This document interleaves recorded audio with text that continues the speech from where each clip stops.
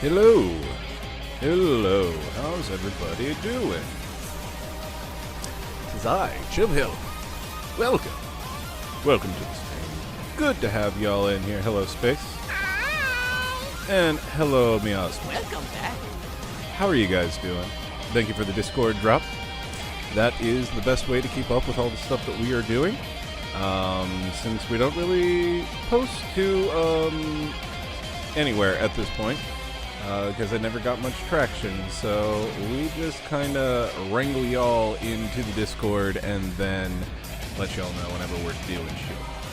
Quote, I never say anything that could be held against me in the court of law. Ever. Chillpill 2021. It's very true. I never once have said anything incriminating. Not once.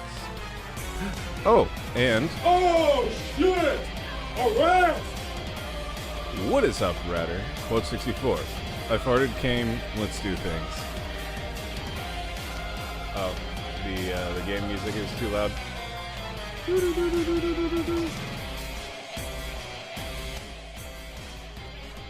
There we go. And that's actually just the desktop audio. I've got YouTube's going on right now to set the mood, the spooky vampire killing mood. I need to remember where the hell I was in this, though, because I seem to remember dying and losing a lot of progress, and then deciding, you know what, this is a good point to stop. So, let's just dive right back into it, shall we? Close this. Turn on that. Alright. Here we go. Oh!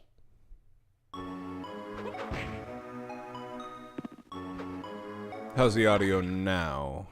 Good.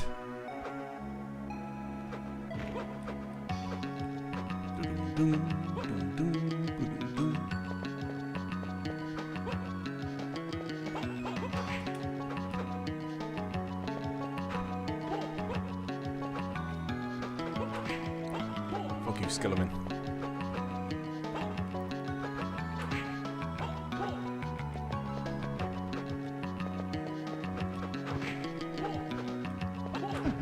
Ah! That knockback, though. That knockback, though. Nothing. Do I want to go this way? Audio gets 2 thumbs up. But what if this was a Metroid game? Would it get a thumbs down? As we know, in Metroid, thumbs down is thumbs up.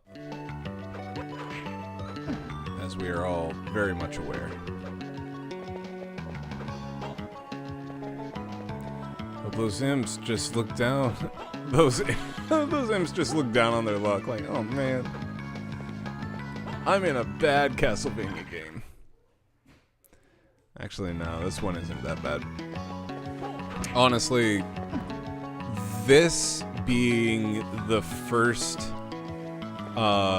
handheld, correct me if I'm wrong, the first handheld Castlevania game was actually pretty damn good for what it was. Uh-oh. I didn't mean to do that. Damn it.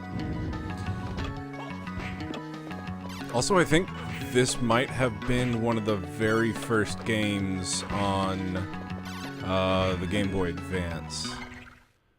I seem to remember renting this game, actually. I mean, for Castlevania experience on the GBA, this was as good as it gets. Especially considering how early on in the GBA's life we were at this point. Okay, so I think I'm supposed to go up and then continue exploring to the right. I think. I do believe. After I finish the stream, I have to do laundry. Or, not do laundry, but fold laundry. My least favorite part of doing laundry. GBA was the awkward middle child between the Game Boy Color and the DS.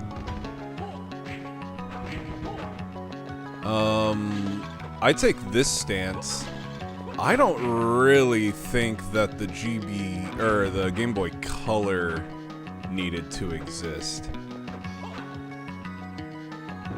'Cause, like, while it had some good games, definitely, on it, it really just felt like I think it actually feels more like the step between the Game Boy and the Game Boy Advance. Because, like, the Game Boy was playing NES games on the go, right? And then the Game Boy Advance was, like, playing SNES games on the go. Game Boy Color was the most popular gaming console of its time. True. I'm actually gonna... Oh, god damn Devil Tower. But how did it do in sales compared to the Game Boy and then the Game Boy Advance, though? I know that the DS was one of Nintendo's best-selling consoles of all time, so there's no comparing those two. Blech.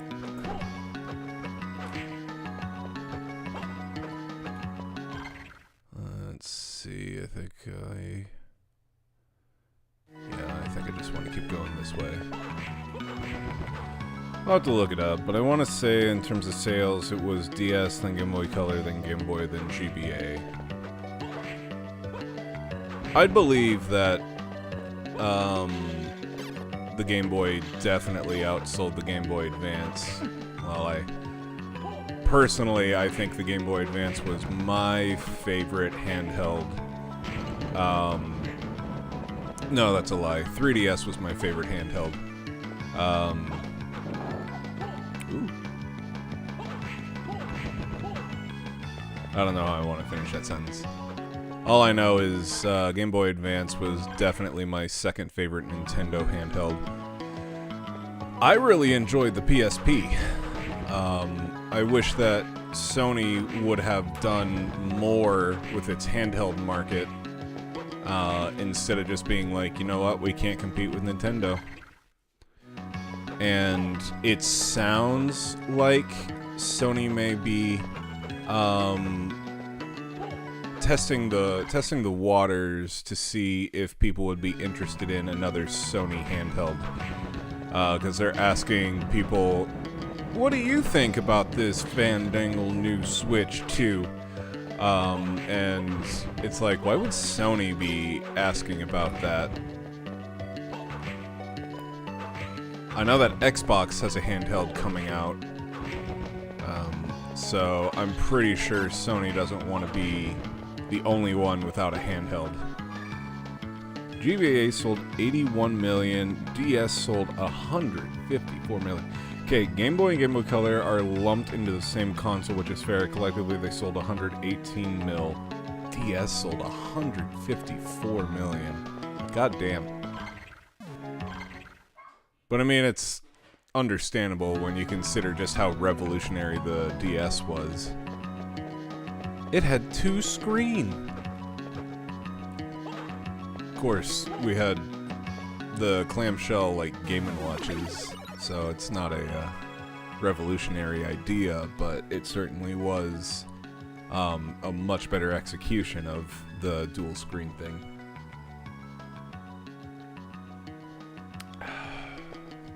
Let's see. I could go up, or I could go down. To this date, the DS is the best-selling Nintendo console of all time, just ahead of the Switch.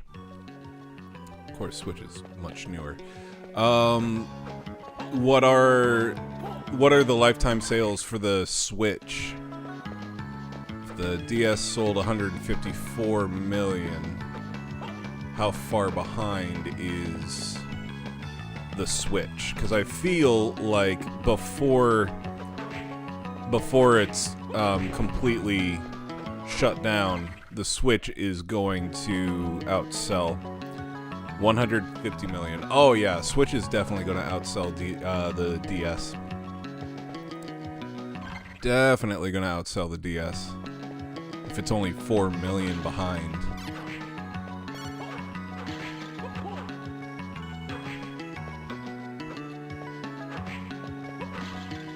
DS is number 2 selling console of all time, period, and we all know what number 1 is.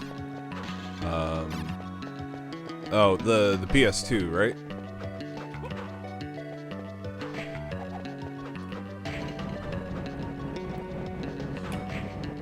Yep. PS2 was... That's unfair, though, because I feel like the reason why the PS2 succeeded as well as it did was it was the cheapest way to play DVDs. Like, it was a dual game and DVD player. The Switch itself is just a game console. It was the DVD player, yeah. I will not be able to stay for this one since I'm doing badly right now, so I wish you the best for this stream. Oh, thank you so much, Miasma. I hope you feel better. Arrivederci. We'll see you next time. Router will be streaming on Monday, so you can get some more Persona 5 out of enjoyment on Monday.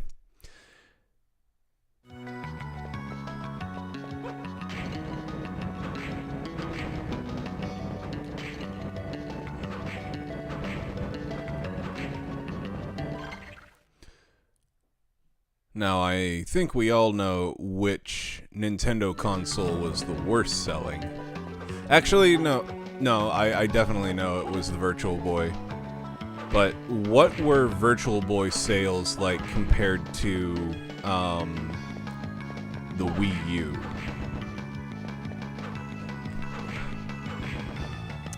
I feel like the Wii U definitely outsold the Virtual Boy. However, I don't think that's a fair comparison because the Virtual Boy was basically dead on arrival and only had like 3 or 4 actually worth the purchase games on it. I remember getting one of those. Actually, I think we got 2 of those whenever I was a kid. One for me and one for my sister. But my dad was the one that played it the most because it had Mario Tennis on it. Where am I going? Can't go in here. Oh, good. Although that just makes a shortcut. 770,000 Virtual Boy units were sold before it was discontinued. Wow, didn't even touch 1 million. That's insane. Alright.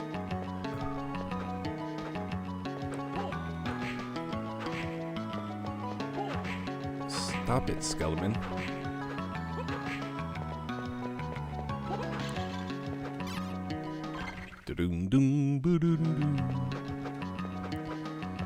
Can I get through here? No, I've been up here. The Wii U had 13 mil. Yeah, so it incredibly outsold the Virtual Boy. But I feel like the Wii U had so much more going for it. Especially when you consider its Virtual Console was like one of the best. Although I will say that I think the Wii's Virtual Console was better. I don't know. I might be misremembering though.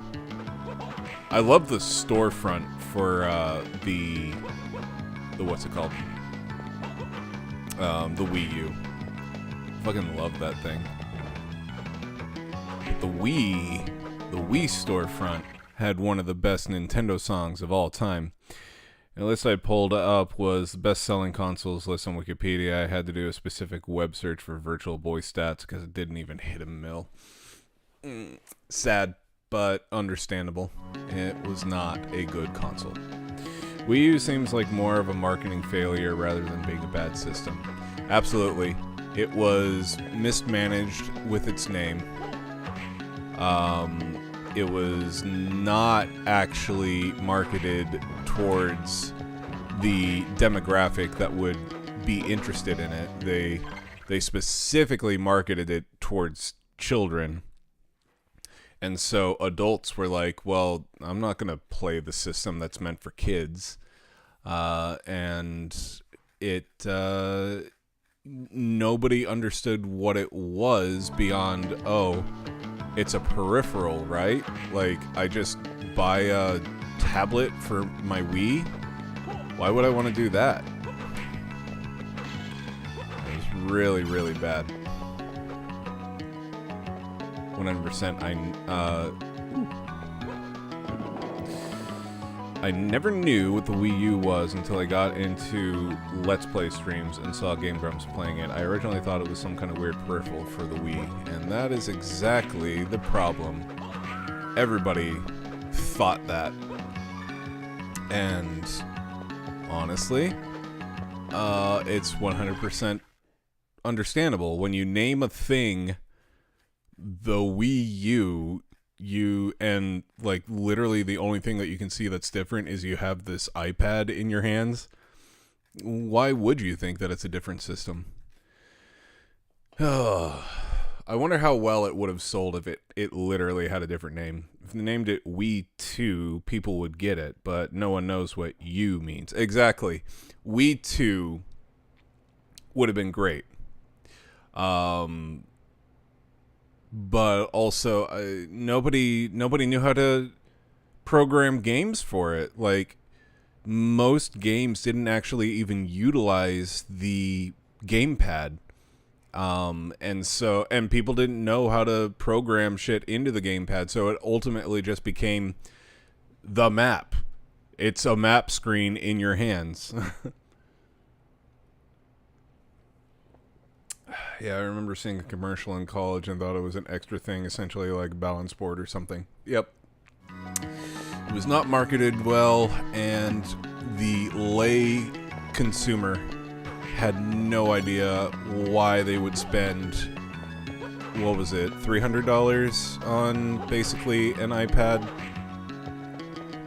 Thing is, Nintendo has always had a problem with attracting third-party devs because they always want to be the special boy. Yeah. That is absolutely true. They always have to have their gimmick. They always have to have some weird shit baked into the hardware that nobody wants to touch. I will say, their gimmick this time with the Switch 2 is actually very genius. Space, I don't know if you've seen, but one of the things that you can do with the Switch 2 Joy-Cons is you take the Joy-Con and then flip it onto its side and it becomes a mouse. So you can literally play Metroid Prime 4 with a mouse and a controller. That's pretty fucking cool. The chat button, yeah. That's somebody on a podcast I was listening to made a very good point.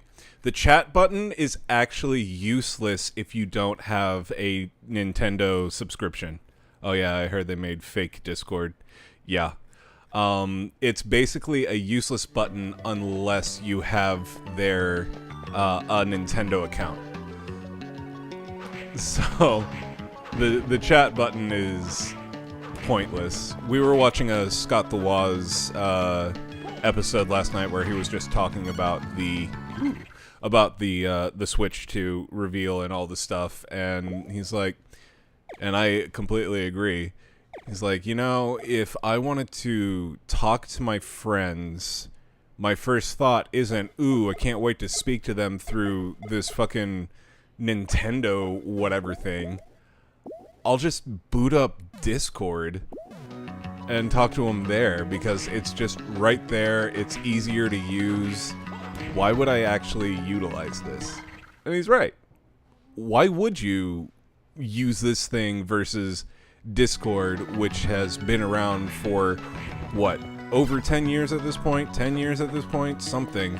And it's got good backing and good support, and people know how to use it, and it keeps adding features to it. I will never have to worry about it because I refuse to give Nintendo any more of my money, and I hope they fail as a company. I really wish that Nintendo would start doing what Sony does and giving their IPs to other systems so that we can play Mario and Zelda on computer officially. That's my wish as an adult consumer. I just really... I don't know. If they actually would jive well with, you know, human beings in general, instead of just being Nintendo and being like technophobes and whatever, and oh, you used our song in a video, now we're going to take it down. Oh wait, actually now we want everybody to use our shit, and you can use all the Nintendo music you want in your videos, and like they just don't understand pretty much anything. They're always like at least 10 years behind all the other developers when it comes to tech. Yeah. Nintendo won't do that because they are greedy to the point that it actually hurts their business. They shed all their consumer goodwill and actually seems to think doing good things is weak. While I feel like this was not the intention of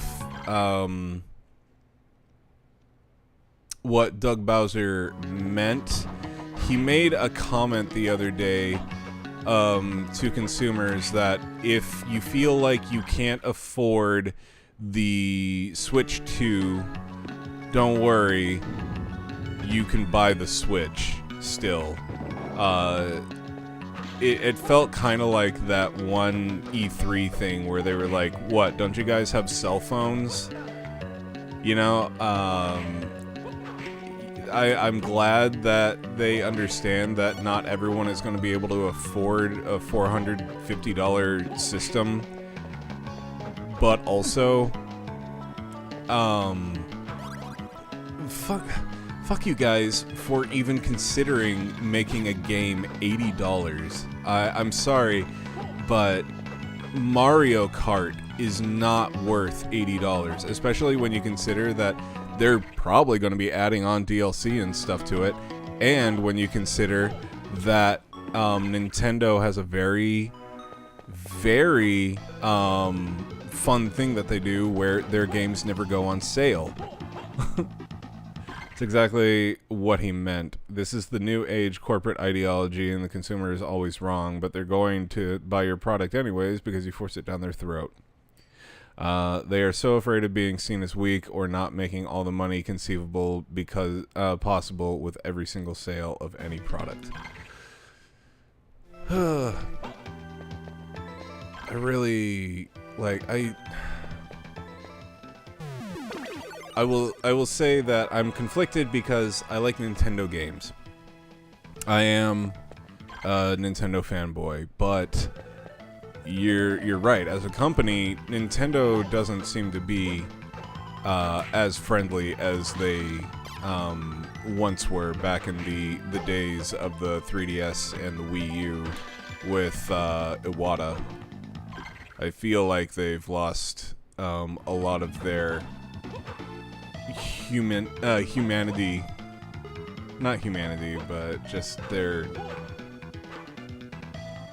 kindness, or at least seemingly kind of shit. I don't know. It feels a lot more corporate is what I'm trying to say. Also, if they see that any fans out there want to start up projects out of sheer love for their IPs, Nintendo is proud of its reputation for going after them with an insatiable spite. Yeah, that's another thing, is like, people are not making these games like the AM2R because they want to make a quick buck. They're making them because Nintendo isn't making them. So, and then Nintendo's like, well, no, you can't do that. Well, then you do it. Well, no, we don't want to. So then let me do it. No. But I'm not going to sell it for anything. No.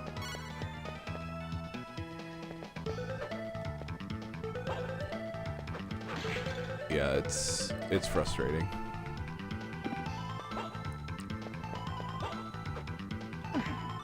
Ow.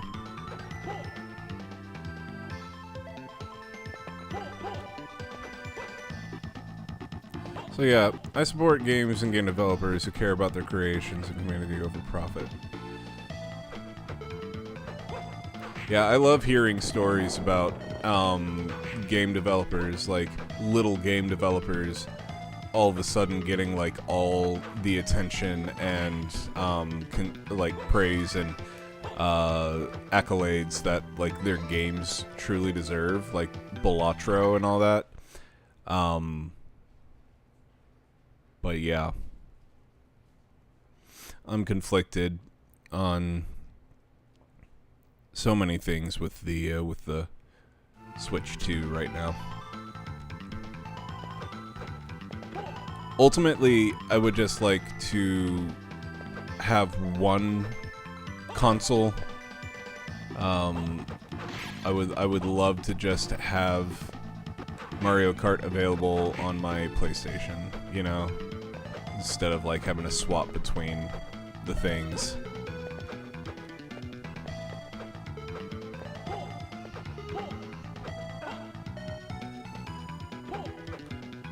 That was a pretty sweet skip.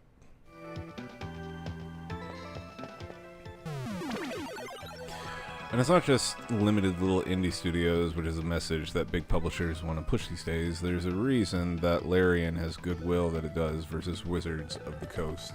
Oh, yeah. Wizards and their fucking up anything that might have been good about Dungeons and Dragons. Yeah. Fuck you. Fuck you. Skeleton Knight. You die just as easy as the regular-ass skeletons. What do you do that makes you so special?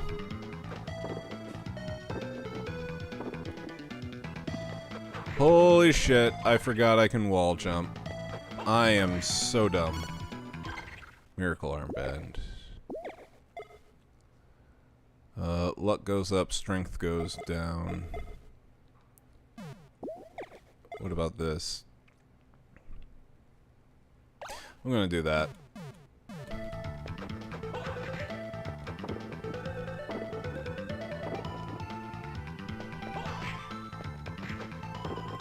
I completely forgot that this was a thing. I just thought, you use that to break the brick walls. Alright, alright. I'm learning, or relearning. Okay, so that opens up some stuff that I skipped over to the right.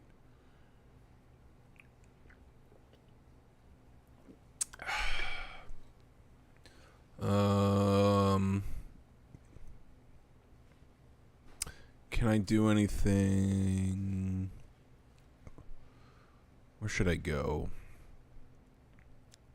I think I'm gonna head down, because at the very least, if I head down, I can go to the warp point. I think there's some stuff that I can wall jump on down here.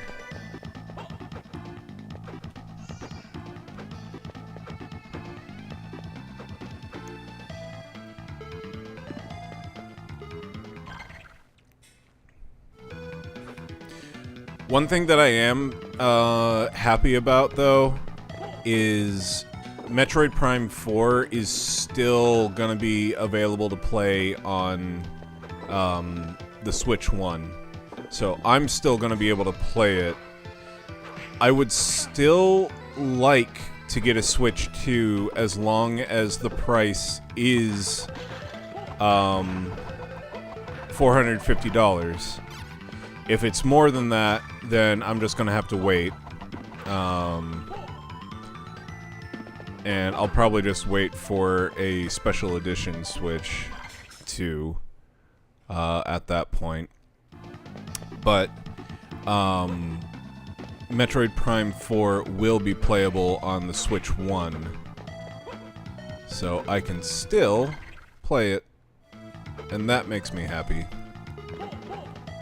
And hearing that so many games that I thought was going to be stuck on Switch 2 are coming to the Switch as well makes me happy. I'm very happy to hear that I won't be missing out on Silksong if I don't get a Switch 2.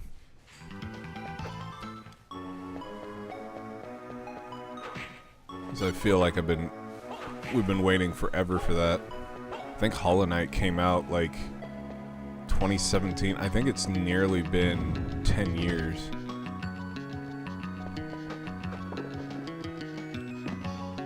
Okay, I can't go up there. Is there something I can break here? Nope. I need to be a strong boy. Well, by setting the price so high on the Switch 2, they think they can drive up the sales of the Switch 2, maximizing profits on this product line.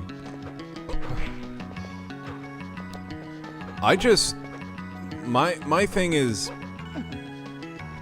I don't know.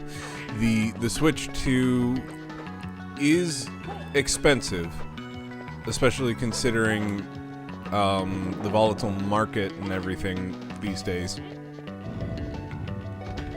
But I just don't understand why they're cool with the $80 price tag for games. Like, they made a big stink about how Tears of the Kingdom was going to be a $70 price game because of like X, Y, and Z reason, and people were like, oh, that's kind of expensive, and I don't like what direction this is going, and I don't like the precedent that this is setting. And then they just bypass that, and they're like, you know what, Mario Kart, 80. And it ultimately comes down to, they know that Nintendo fans love them Mario Kart, so they will buy it.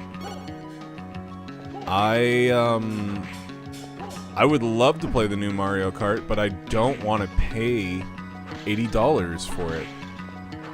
That's insane to me. And then podcasts that I'm listening to are like, think about the precedent that this is setting. If Rockstar is like, oh, Nintendo can charge $80 for Mario Kart, well, guess what? Fucking, what's it called? Grand Theft Auto 6 is going to be the first $100 video game.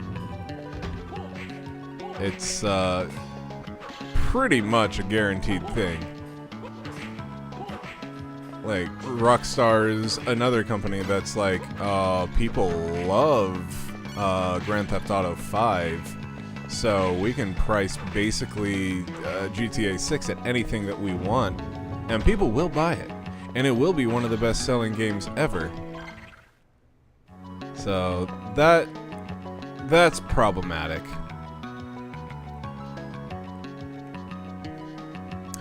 So basically, they'll sell more of both consoles and eventually grandfather you into Switch 2. None of their decisions are random. It's right out of the playbook that every corporate executive knows by heart.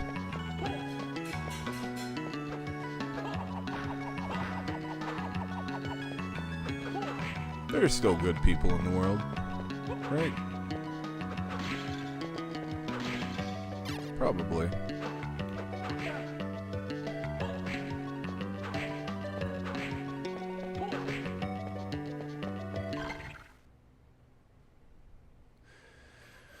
Okay, so I can't get up there. There are good people in the world. They aren't corporate executives. It's true. It's true. Okay, so wait. I don't think I don't think I want to fall down there. I don't think I'll be able to get back up. Should probably go this way. God, I've got so many leather armors. I wish I could sell these things.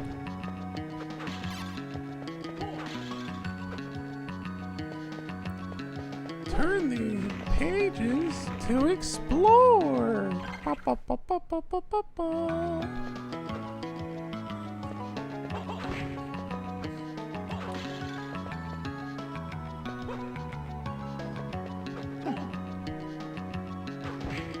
God.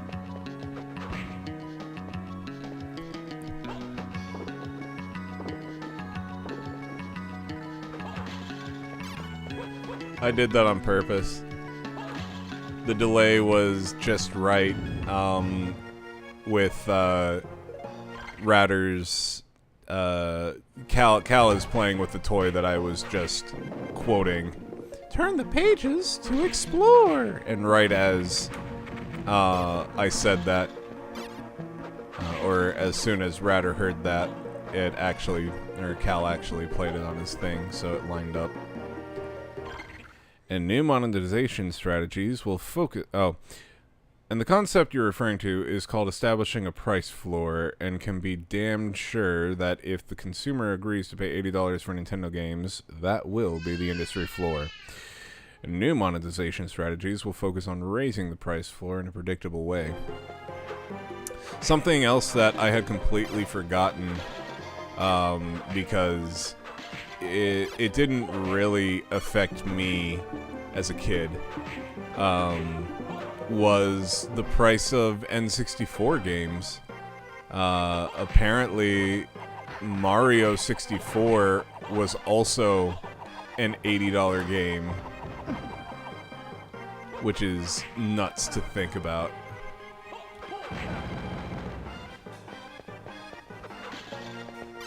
I think Wave Race 64 was also a ridiculously priced game. Chill, Mario 64.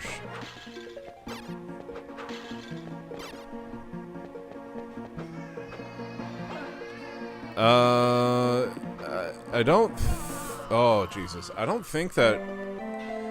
Okay, it may have shipped with as a pack-in, but I'm pretty sure like there was also like standalone.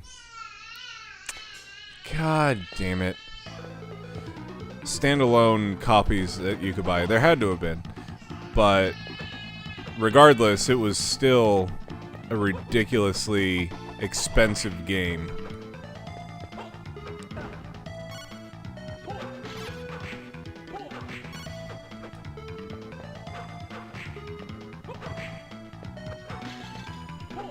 Speaking of pack-ins, did you know that the Wii Sports, which was a pack-in for the Wii, wasn't a pack-in in the Wii in Japan? They sold it separate.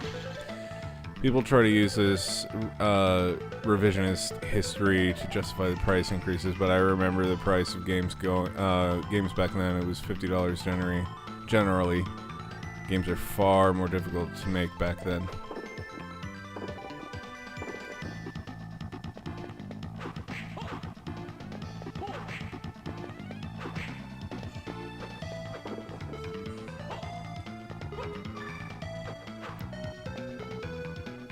I hate redoing all the shit.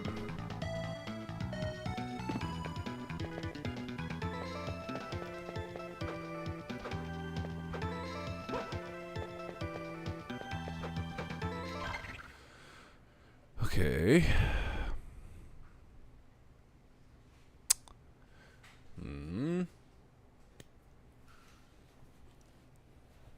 Okay, I believe... Well, okay.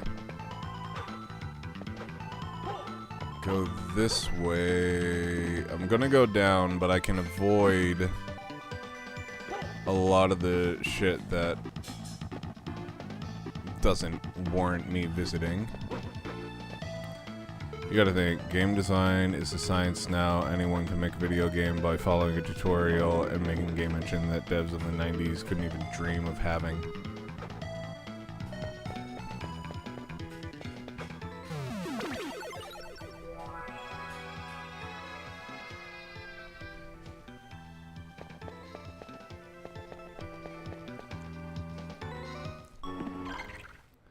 When fuckers had to code games out in an assembly, rolling their own math libraries, yeah, it was hard as shit to make games. It's very true. Oh, god damn it. I wanted to go up there and make sure that I get this.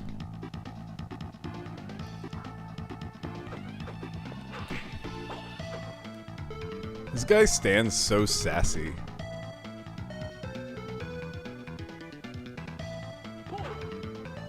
He's got a very spicy way of standing. He's always flexing. It's ridiculous.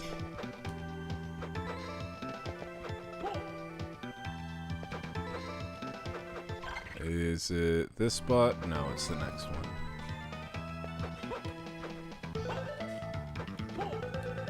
It's up there. Fuck. Fuck me.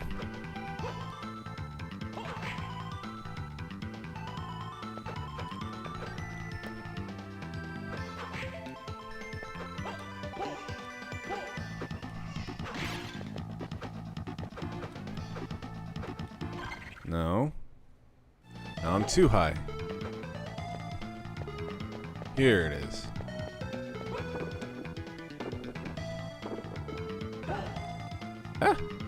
Contrast that with modern corporate mindset of creating games in a reproducible way with little variation between titles, like Madden every year, for instance.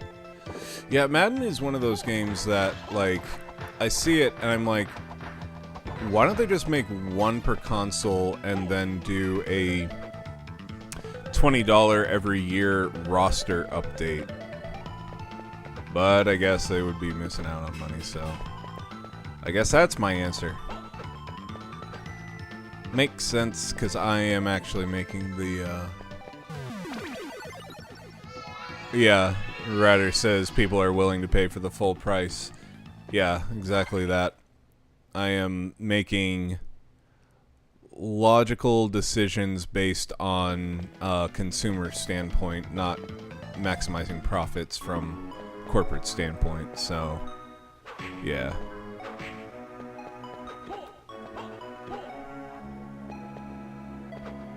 Boom, boom, boom, boom, boom, boom, boom, ba ba da dum.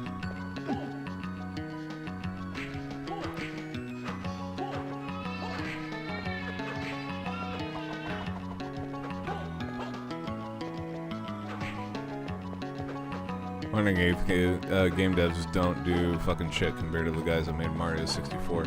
Mario 64 was literally one of the most, if not the most revolutionary games ever made. Like, I don't even think you can argue that. Like, it's literally a game that brought games to a 3D space. That little boy is not happy.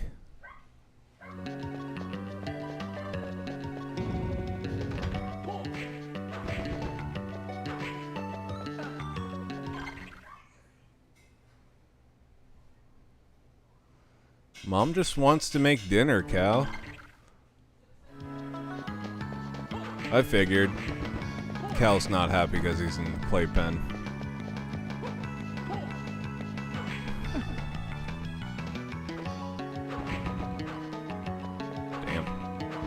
That was satisfying as fuck.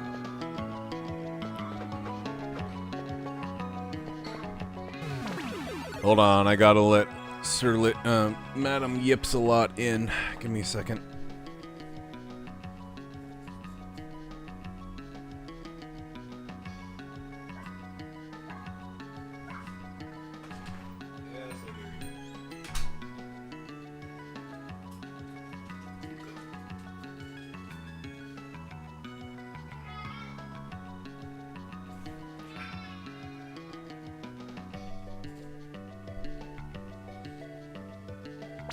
Whoop.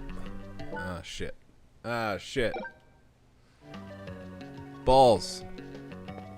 I'm activating all the things.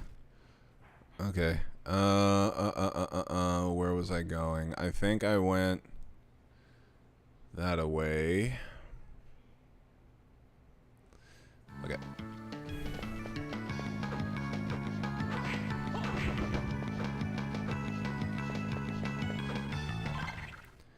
And then straight across.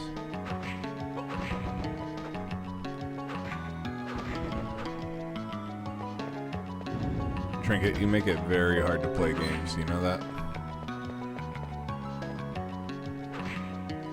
Have to pet you in between all the jumping around and whatnot. Make it very hard to play games, little girl.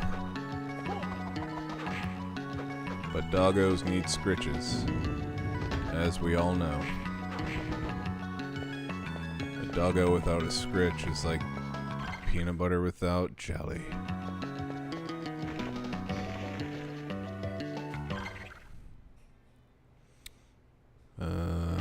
Down.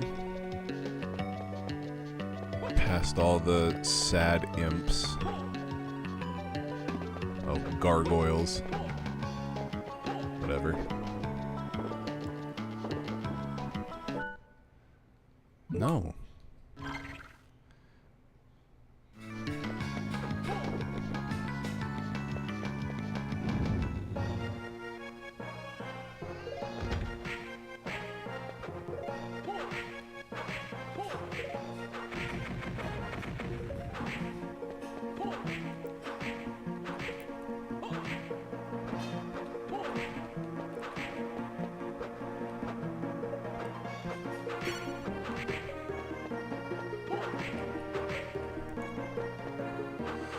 I think I saw my first bit of inflation today whenever I was at, I don't know, price increases and whatnot on chicken. I could not find a single thing of chicken that didn't cost under $15. Chicken breast, I should say.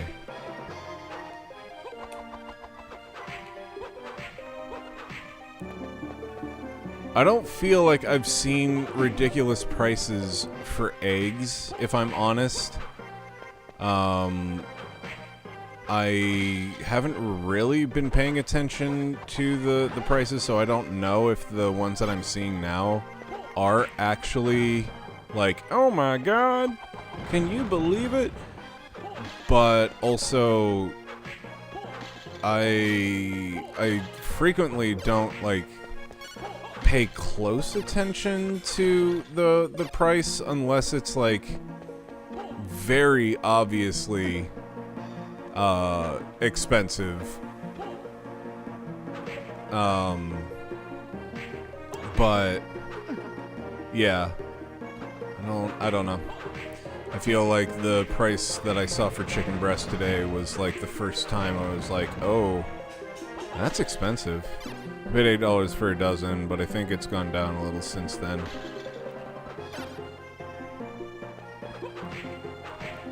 My grocery bill overall has gone up significantly. Yeah, me too. Us too. Just got a handful of things today at the grocery store, and everything came to a little bit over $100, which I feel like not too long ago would have been maybe $75 at the most.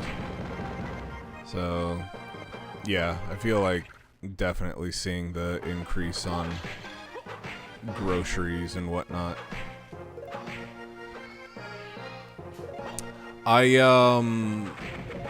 gotta say, the thing that bothers me more than inflation is shrinkflation. I know, I feel like we've talked about this before, Space, maybe in Discord, but Liquid Death has lost my business. The size of the cans are significantly less. You only get 6 in a pack. And also, another thing that I didn't realize they were doing that doesn't make me happy is now instead of just like using agave to sweeten it, they're using stevia, and it's making the water taste so much worse. Just so much worse. And so I am no longer going to buy Liquid Death because this is a very greedy step that they just took. So I got a bunch of other seltzer waters, lime-flavored seltzer waters, to see if I can find a good replacement.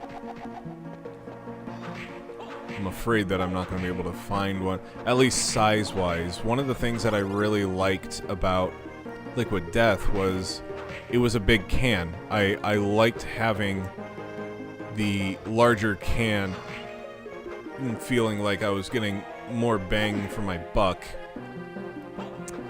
But no longer.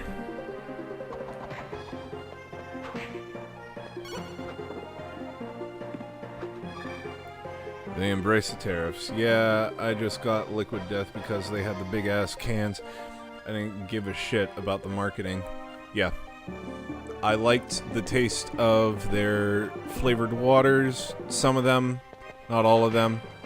And I like the fact that you actually got a good-sized can.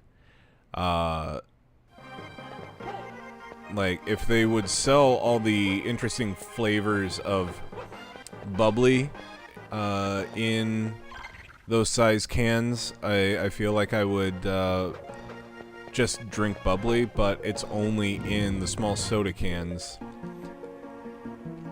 I flavor mine with Mio anyways. Yeah, it really is just like the volume. It was nice having more. But now they're... I think that's also just so unfair and so anti-consumer is they've done all these things and the price stayed the same. Like, why would you do this? I hope whoever came up with that idea gets fired. Or at the very least, like, people stop buying Liquid Death. It's just not... It's just not worth it. Shitty thing to do. Change the taste, change the size, keep the price the same. It's too much all at once, and none of the decisions were good.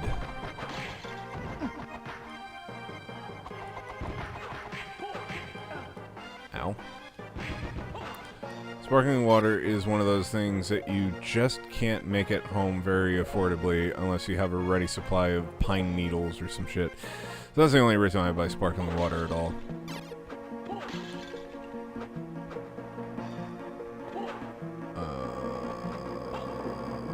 Oh, okay. I need to come back here later. Where am I? Okay.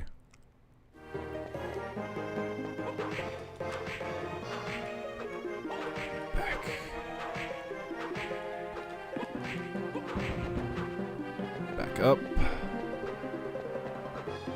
I'm gonna go here.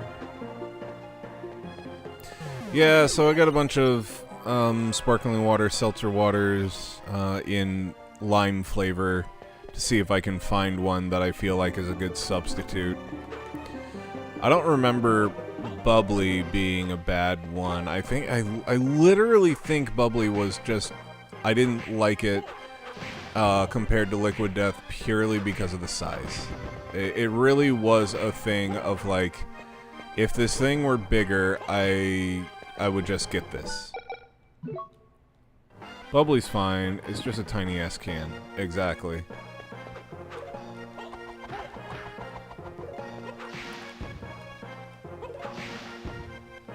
I also like that Liquid Death did what's it called? Tea as well, but even that is sweetened with stevia, so it doesn't taste nearly as good either. And there are big plastic bottles. I just don't like the plastic. They taste worse in my opinion. Yeah, it's kind of like seltzer water in bottles is kind of like, for me at least, I don't know about your experience, Space. I don't think you drink beer, but drinking beer out of a bottle versus from tap, that's kind of like what my experience with bottled sparkling water is. It approximates the taste, but it just doesn't taste as good. It's like the carbonation is not as good. I don't know. I agree. I agree completely. Sounds like you and I have very similar opinions on the sparkling water thing. 'Cause yeah, I think it would be really smart for Bubbly to make larger cans available, since Liquid Death is no longer going to do it. Because I don't think there's anybody that's going to have larger cans at this point. And you could totally, cursed ring, corner the market with that shit.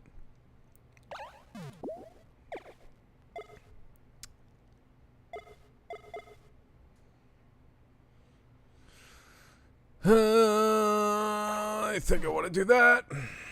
I could just remark it and call it Big Bubba. I'ma take a Big Bubba.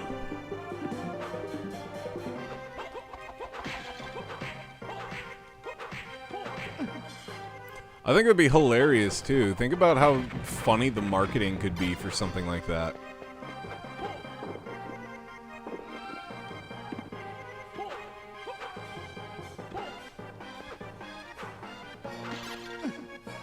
Owie.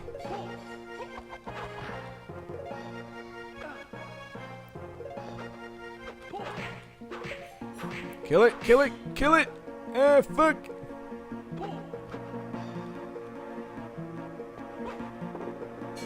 Big.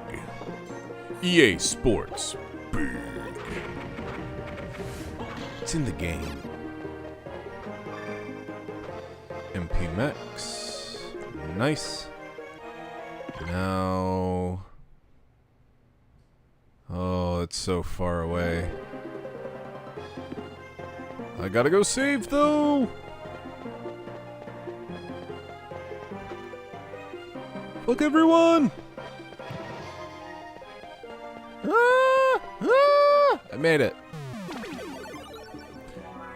EA Sports. Big. Okay, I'm gonna take a quick break. I will be right back.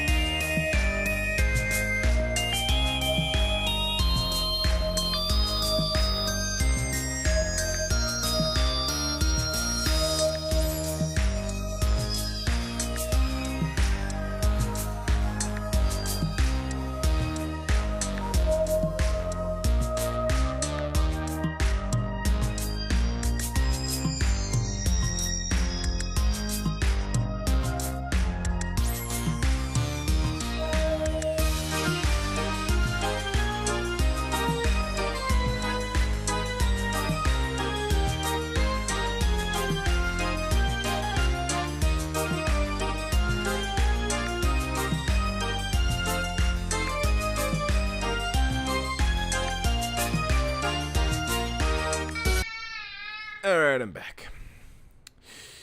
You know, there was some CFO come in and tore the factory and was like, hey, why are we giving away all this product when our competition is selling cans half the size? Then he shows off some financial reports and spreadsheets to the executive board. Everybody nods their head like, yeah, we need to make it lame. Make it lame, put a chick in it. One of my... And it's completely a North Texas specific thing, but there's a beer that we really like called Martin House. And they used to do these really cool, or they still do, barrel-aged rum, or not rum, barrel-aged whiskey beer flavors. And I never really enjoyed the whiskey barrel aspect of it. Some of them were okay. But the thing that I liked about it is they had these really high-quality cardboard boxes with some really bitchin' art on it. Like, some of them are like, God, it would be so cool to have this like as a tattoo kind of shit, you know? And it was good, thick cardboard. But then, at some point in recent years, they decided that it was too expensive to do that, so they kept the price the exact same, but then made it into very cheap cardboard, and it no longer felt like a good, sturdy collector's item, you know? And it'd be one thing if they made the cardboard the cheaper thing and then brought down the price a little bit on the product, or they increased the price a little bit but still had the good quality cardboard.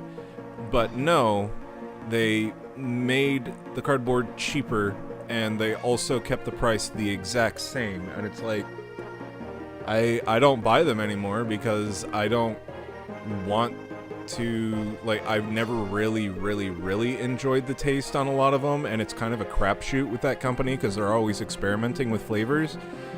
But now I don't even have a cool box to keep. So yeah.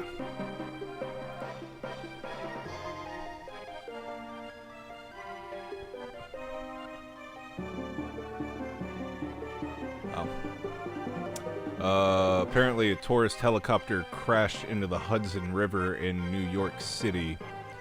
All 6 aboard killed? Oh no. Oh, that's terrible.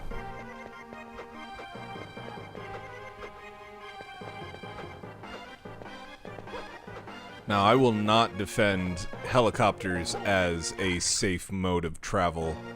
I know that, the timing could not have been worse on me saying to you, Space, that flying is one of the safest forms of travel that there is, with all the terrible plane crashes and whatnot. But I completely think that helicopters are one of the most dangerous things that you can fly very easily.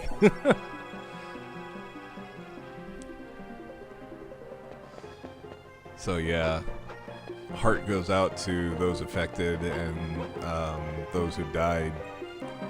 I don't even know what the circumstances would have been, but God, everyone fell into the Hudson River.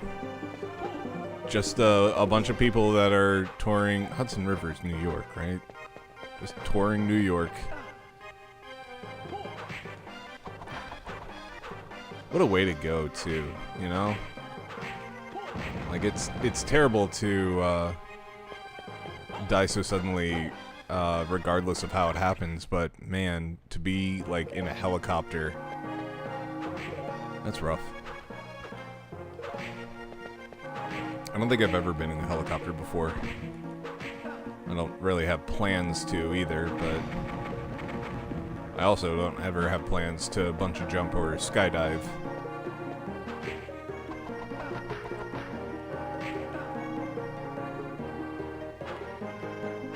I think Toko really, really likes skydiving, though. But, I mean, it makes sense for him. He's military and whatever. But, skydiving is one of those things that, like, I just don't see the appeal. But I've never been an adrenaline junkie. And I really think that skydiving is purely for the adrenaline junkies. Unless you are military. In which case, I guess it's part of the job.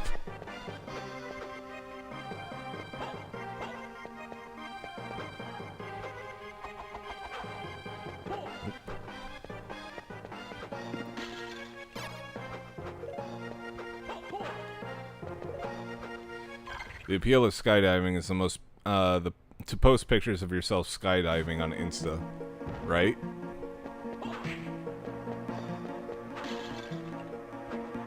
I also feel like it's a very, like, midlife crisis thing of, like, I need something to make me feel again. And so they're like, you know what? Jumping out of a plane would make me feel something again.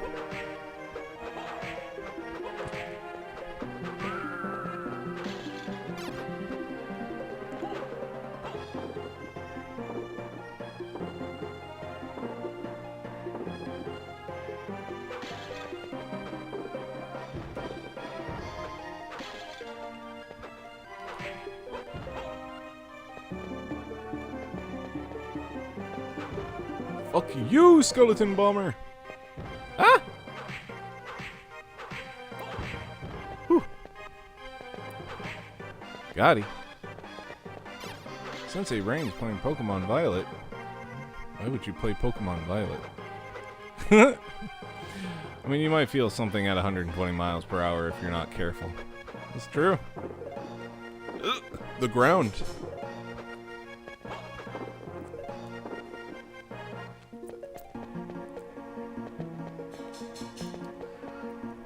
It's got to be so frightening, too, to, like, do something like that, and you can't hear anything because all you can hear is the wind going past your ears. I don't know. That's when I completely lose one of my senses. It freaks me out. Like, I want to be grounded, grounded. With all of my senses, so when I can't see or I can't hear, I guess if I couldn't smell it'd be whatever, but you know what I mean. It freaks me out.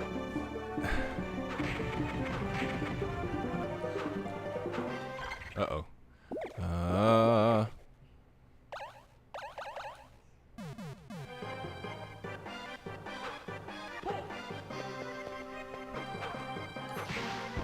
There we go.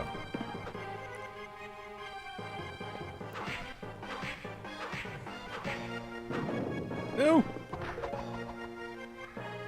I always think of that scene from Reign of Fire where the guy is skydiving the dragon trying to eat him and so goes into the cloud to lose the dragon, and when he exits the cloud he's like 50 feet away from the ground. Ugh. I always think of the King of the Hill episode where Peggy goes skydiving and her chute doesn't open. And she survives it. That was when Peggy's character really became, like, super, insufferable.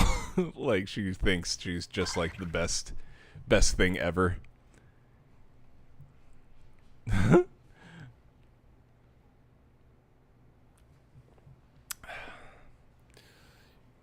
You know there have actually been people who survived that shit in real life? Oh, yeah. I think it was very, like, special circumstances, to let them survive it, but yeah. Is that not crazy? Like, they land in a mud pit or something and only break every bone in their body, but don't die. Yeah, exactly. That's gotta be one of the most lucky things on the planet, is surviving a free fall while skydiving. Forget about getting struck by lightning. I think that's one of the things where, like, you should probably go buy a lottery ticket.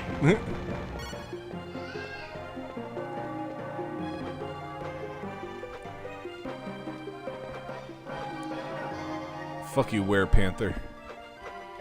I don't want to wear panthers. I don't even want to wear underwear.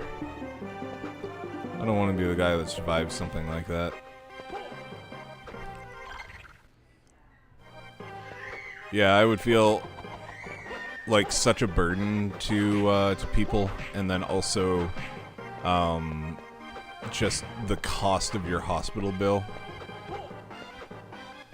would just be astronomical. Definitely.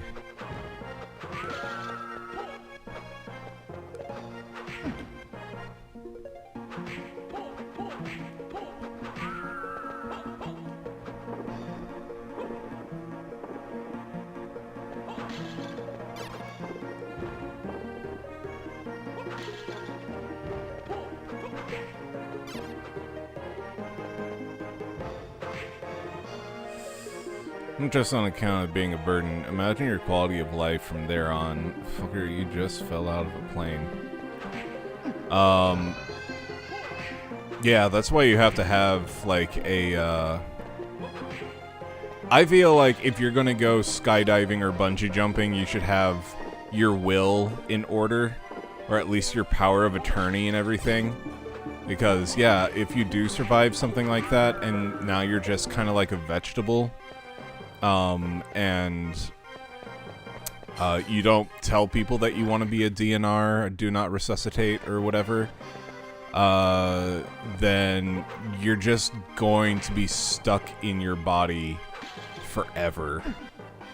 That's nuts. That sounds like a fate worse than death, honestly.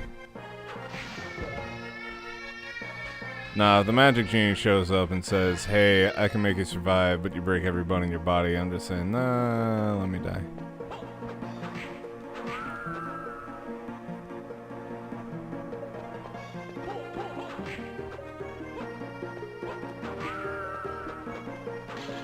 Stupid things make it to where I can't attack. It doesn't even make sense. Why is that considered being cursed in this game? You can't attack. Like, I can move my legs, but I can't move my arms.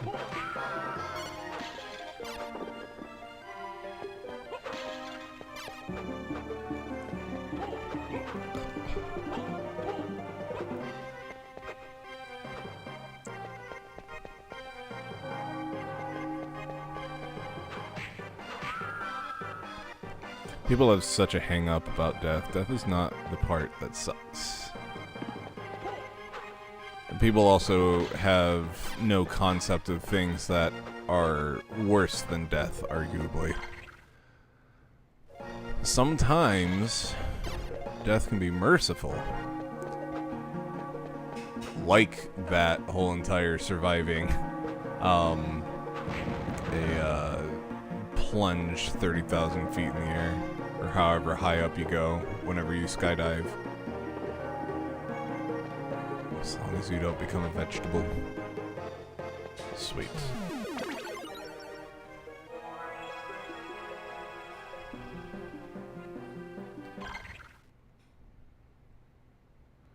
God, there's so many places that I haven't explored yet. I really, really, really need, like, a super jump or something. Uh-oh. Hugh! You okay? You! Back off!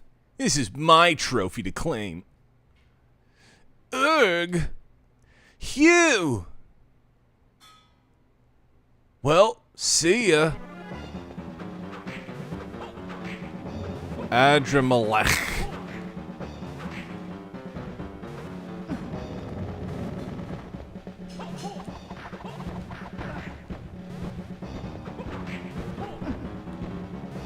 What the hell is this thing even supposed to be?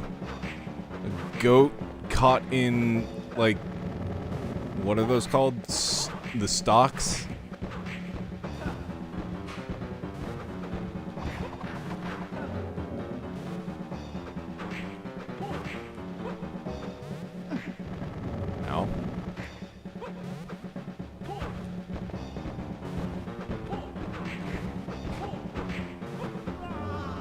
Well, shit.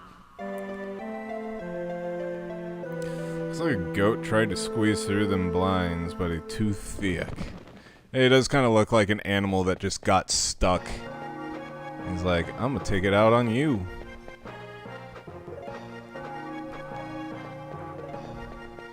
Alright. Amazing cutscene again. I love how we ask if he's okay, but we don't actually go over and check on him. We just kind of like, fuck off. Erg. Hugh. Later.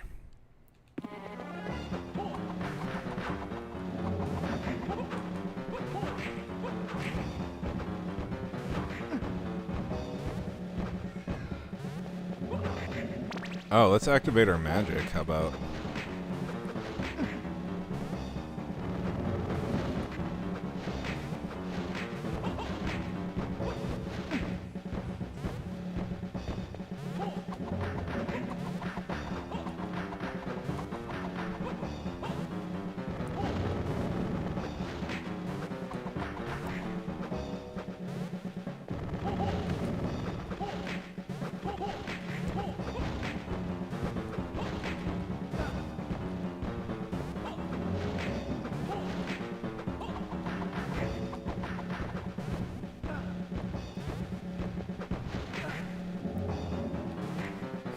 Bubbles. Goddamn bubbles!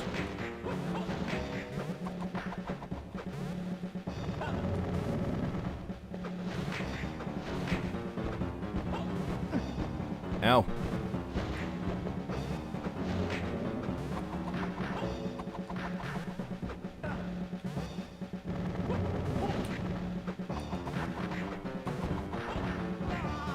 Ah, shit balls. Scrub and Bubbles, they work hard so you don't have to live.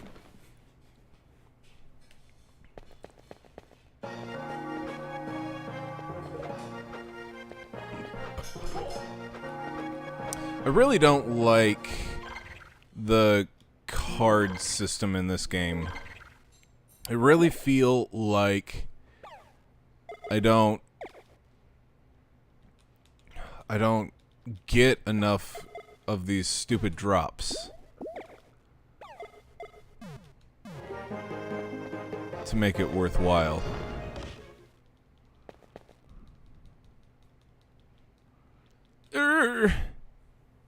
Later. Let's see if this is better. I think it does. Eh.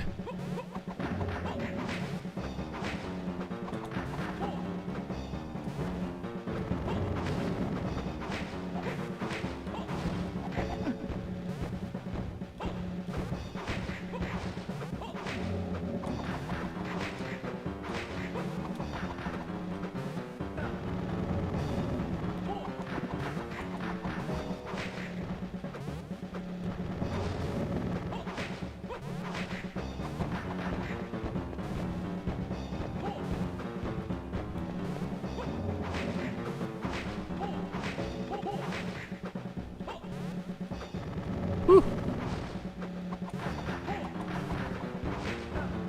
Nope.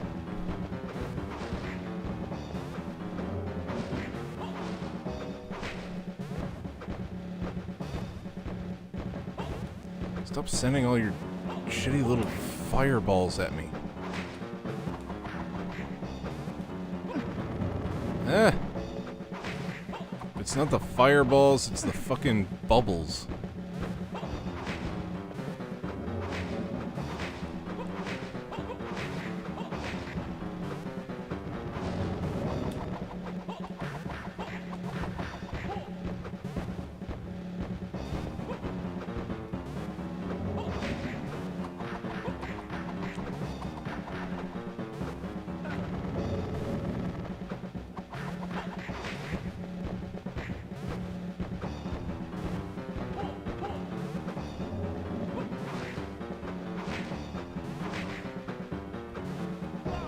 Ah, damn it. Has there ever been a card system in a video game that has been likable?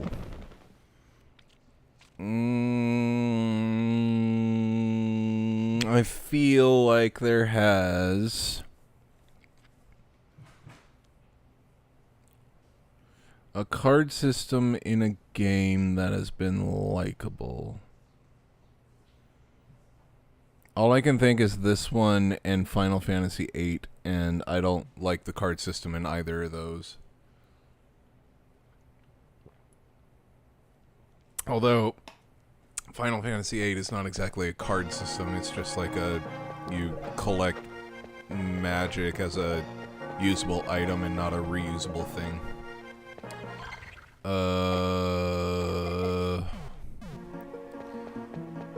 What other games had card systems? I think one of the Kingdom Hearts games did.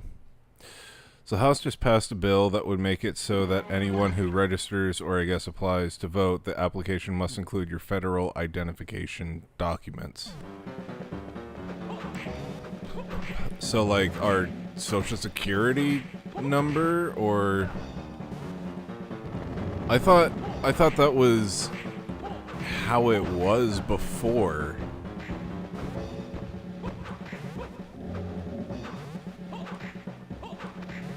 Oh, Ratter is saying that it requires either a birth certificate or a passport. Okay.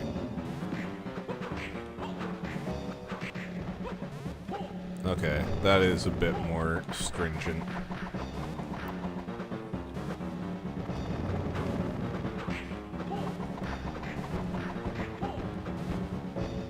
Oh, Ratter says that it's going to be very much anti-transgender, which is very much the Republicans' favorite thing to hate on at the moment. But also, it's going to make things harder for women that change their name whenever they get married, which is a very common thing. So I wonder if we're going to start seeing more people not change their name whenever they get married. Yeah, not driver's license, your state ID, your federal documents. Yeah. You must also swear under penalty or perjury that the information you have submitted is accurate. Yeah. It's a fun timeline we're living in right now.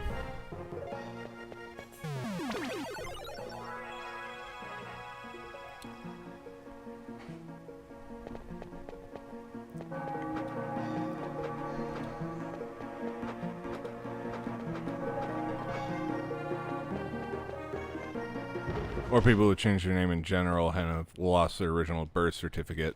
Yeah, exactly. It's... You just can't win. Like, I don't even know who this is supposed to benefit besides greedy ass Republicans, power hungry assholes. Like, what do you care about people who identify as transgender?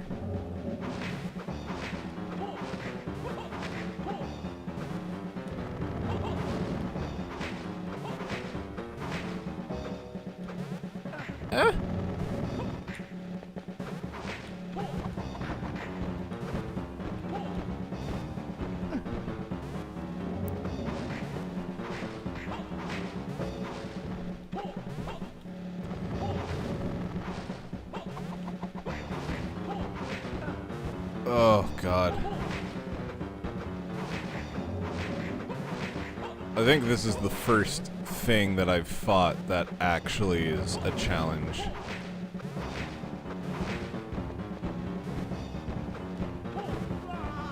I think I could do it, but it's the stupid bubbles. Think of the children. Because, chill, there are like 3 of them out there. 3!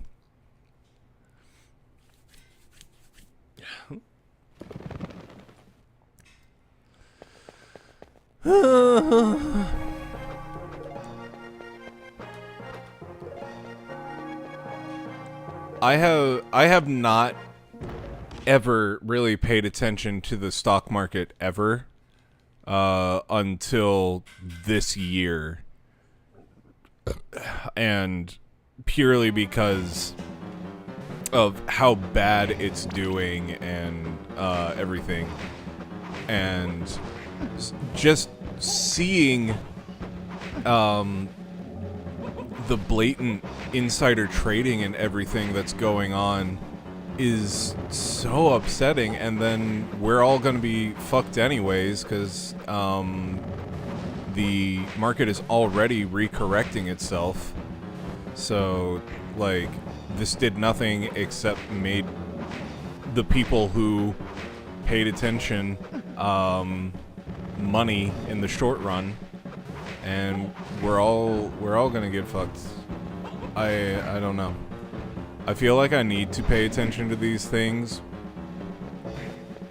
But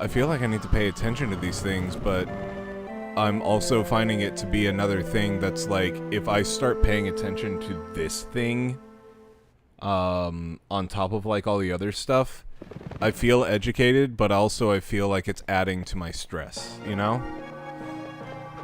It's like, how much of this is good to consume to stay educated versus make it another thing for your doom scrolling? I try to cut myself off after a certain point whenever I'm like on Reddit and things like that. But sometimes you really do just need to pay attention, because otherwise you don't know what direction to be concerned about, you know? There's a lot of stuff every single day that is changing just so fast that you kind of need to just doom scroll, because it like updates every hour. Is it not insane?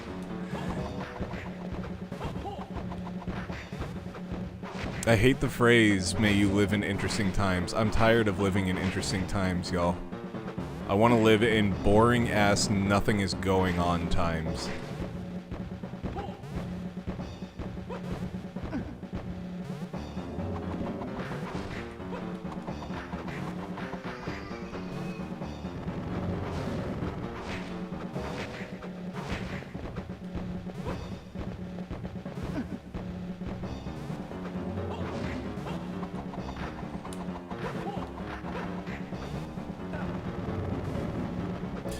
Chill. The rich get richer. Toko! Oh, that's right. I moved the Toko button here. I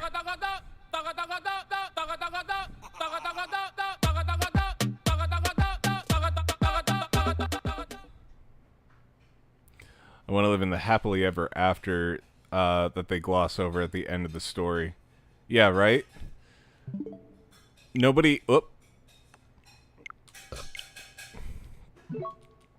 goes into the epilogue of like Snow White, you know? Like nobody says what happens after the Wicked Witch is killed. You know, that would make an interesting movie, actually. That would be kind of cool to like take all of these fairy tale endings and then extend them just past whatever, like the next generation after the happily ever after shit. Although I guess that would just be like a sequel to things. But I feel like you could make it very interesting if you were to just like extend the story of Snow White just a little bit longer to see what happens after the fact. Extend the story of Sleeping Beauty just a little bit longer to see what happens after the fact.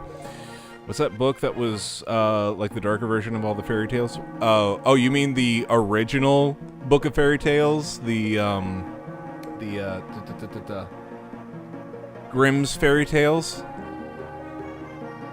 And then the original Little Mermaid by Hans Christian Andersen was so upsetting. Like, Yeah, Grimm's Fairy Tales. They kind of did that with Once Upon a Time. Oh, yeah, they did.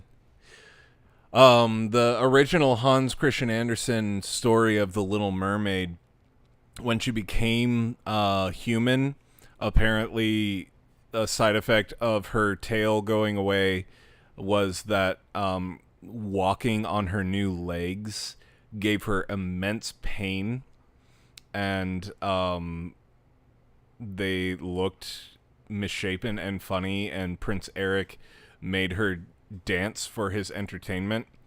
And then ultimately he married somebody else, and she committed suicide by jumping into the ocean. A twist on Into the Woods, which itself was a twist on a bunch of fairy tales interacting with each other.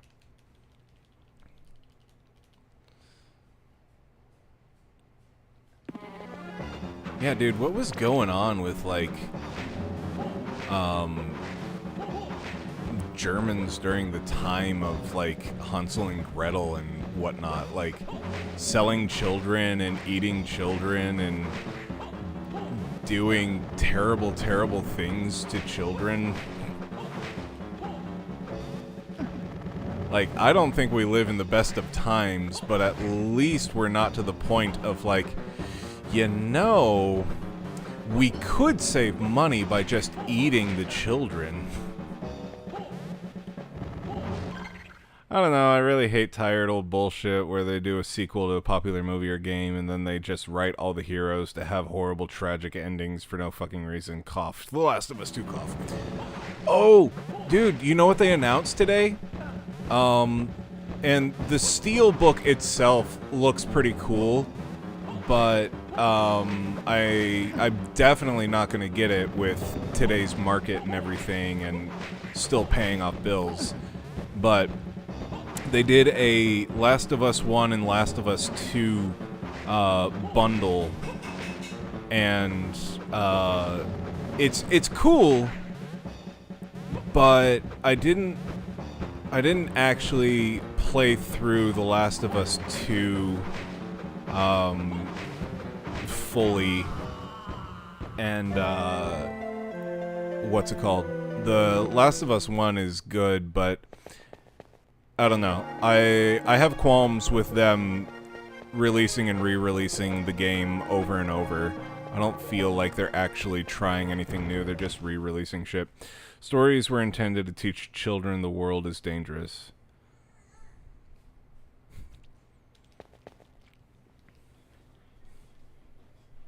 So that was like their version of our generation's Stranger Danger.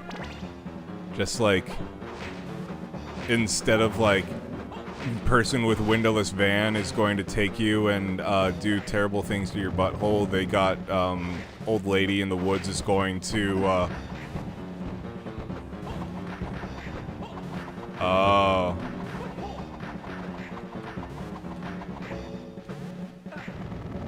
Ryder says that the stories were intended to be like, if you don't listen to your parents, you die.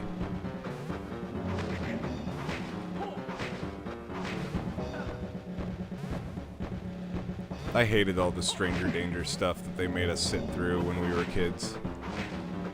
I think it had the exact opposite. Well, I think it worked. Okay, I think it worked too well, is the thing. I think our generation just doesn't trust anyone at all anymore if they don't know who they are. But also, I don't feel like people are giving us good reason to be like, yeah, I'll just leave my door unlocked. Yeah, I'll just let my kid walk home from school. And now we have the Krampus slapping Dwayne Johnson. Yo, this boss is really hard. But also, I don't know anybody who actually was approached by someone saying, hey, I got this video game in the back of my car, I can't get past this level.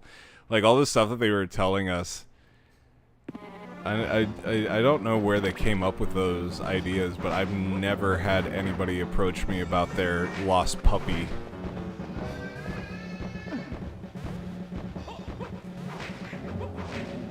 just learn to not trust anyone. And I think our generation is very much the first generation that's like, yeah, community, I could really take it or leave it. I don't really need to go and meet my neighbors. Radder and I hardly know who our neighbors are. And we don't even know who...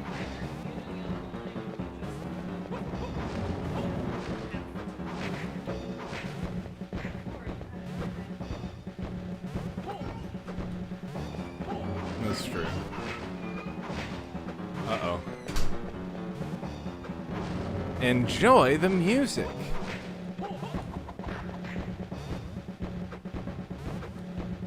Redder says that we basically meet our communities online now, and you don't actually have to talk to your neighbors to find your community, which I guess is understandable. But I find it strange that you live next to people for so long and you just never even learn their names. I had so many neighbors in my lifetime because I moved so much whenever I was in pharmacy school. But I don't think I ever knew who any of my neighbors were. But also I don't know that that's upsetting to me. It's just a fact. I just don't know who they are.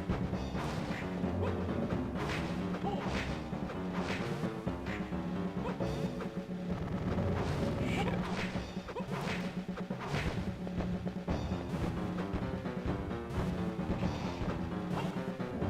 This is quite the difficulty spike. Wow.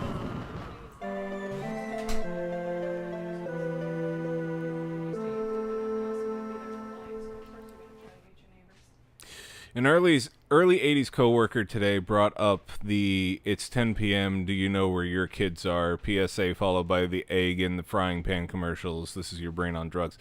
I think that the world is so much bigger today that you're statistically going to be preyed upon if you're naive.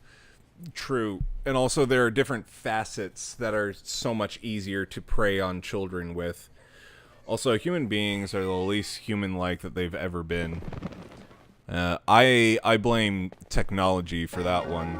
Technology has made it to where, just like Radder was saying, we find the communities of people that we like online. We don't actually go out and meet people or talk to people in our neighborhoods or whatever, because it's easier to understand, oh, these people in this community or this thing that I have interest in, I can relate with them.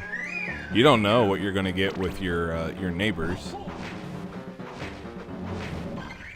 Seriously, it's like the concept of humanity is some weird concept in some people's minds, an archaic notion from bygone eras.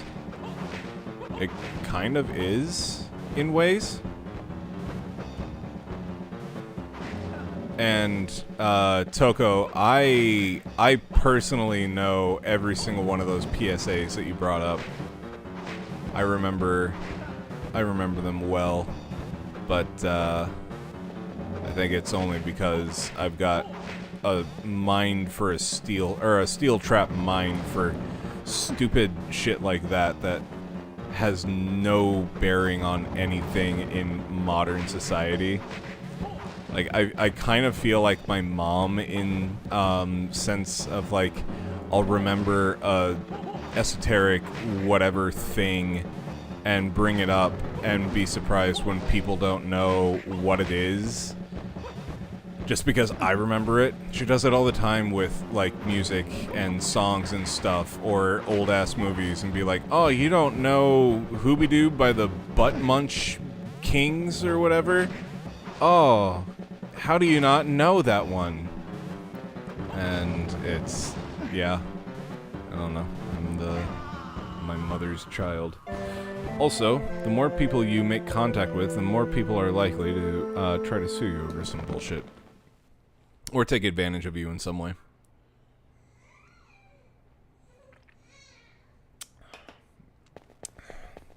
I gotta be missing something with this fucker.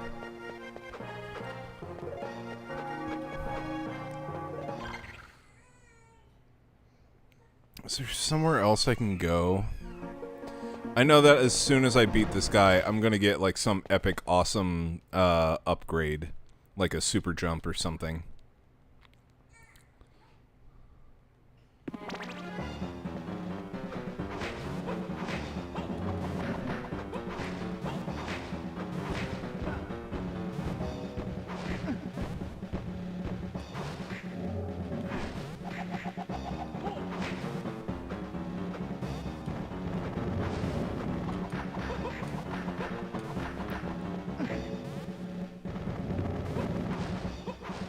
Just don't want the bubbles. If the bubbles weren't here, he would have been dead 20 times over.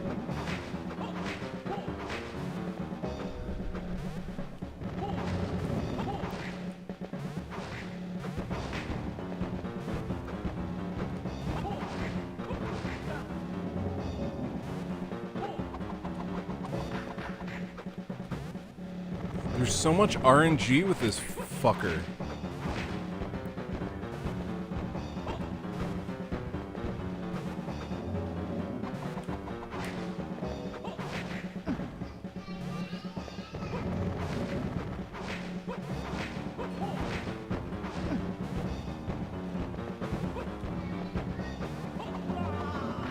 Jesus. She brought up the Andy Griffith show to me the other day, assuming I'd know specific side characters and plot points. Like, that show came out in black and white. It wasn't relevant decades before I was even born. Of course I don't know specifics. Andy Griffith is a wonderful glimpse into a bygone era, unironically. Oh yeah. Back in the days where, like, you could trust everybody in your neighborhood because everybody, like, knew everybody else's shit.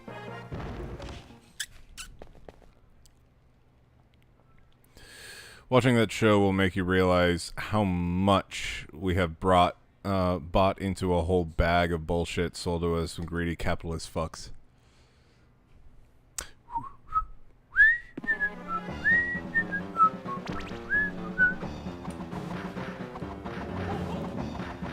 And then there's Don Knotts. There's way too many ostriches. Why are there so many ostriches? The brochure said there'd only be a few ostriches.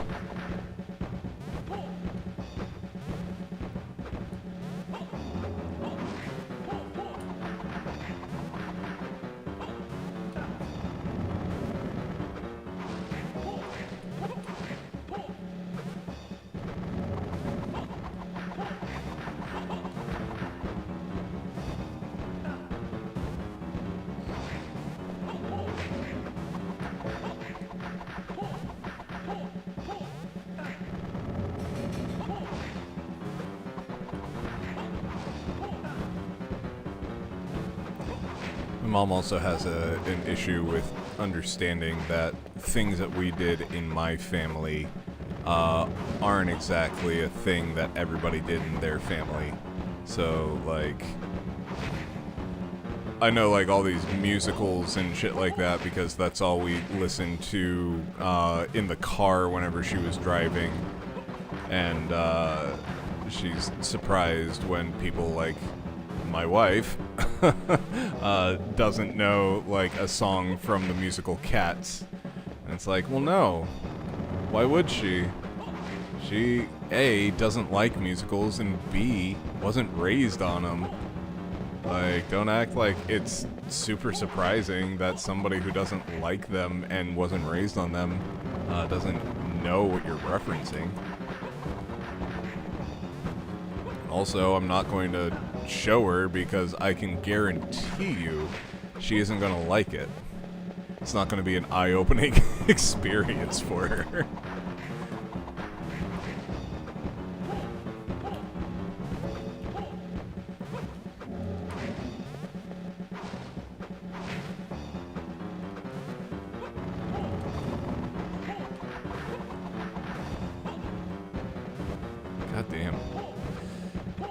something that makes this boss as difficult as it is it needs you to have precision with dodging stuff, but it doesn't give you the fluid movement to dodge it. Or she assumes I know where the magical side door, garage door is at the house I didn't grow up in. Yeah.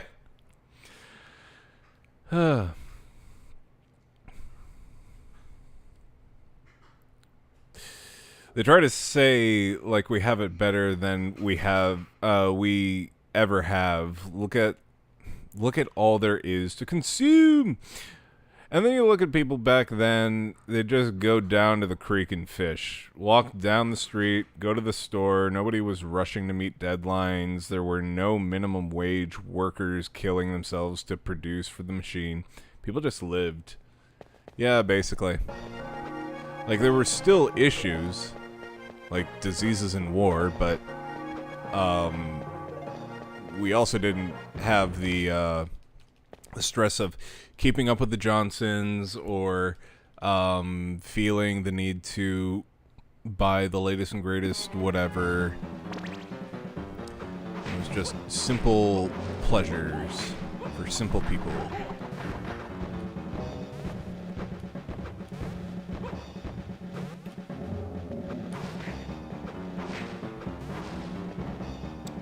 It was also a lot more xenophobic, to be fair. Anybody that was a foreigner back in the day got absolutely ridiculed in like the worst ways possible. The racism was so fucking bad. There's so much media that like showing it to like even Gen Z, you have to like preface it with, now it was a different time, understand?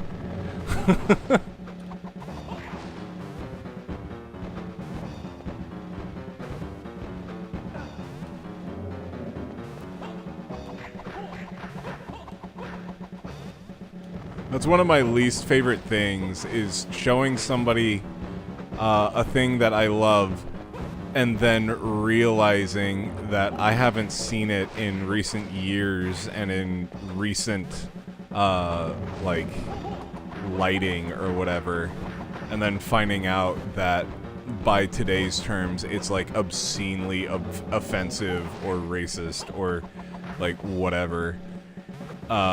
Did not age well.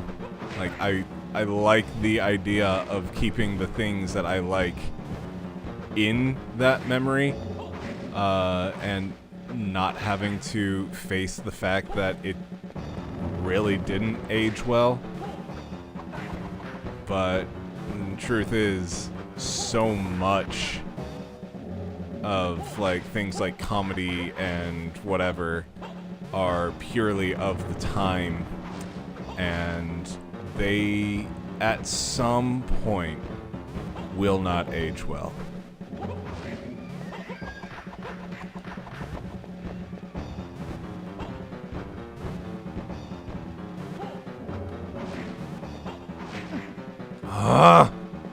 Fucking bubbles.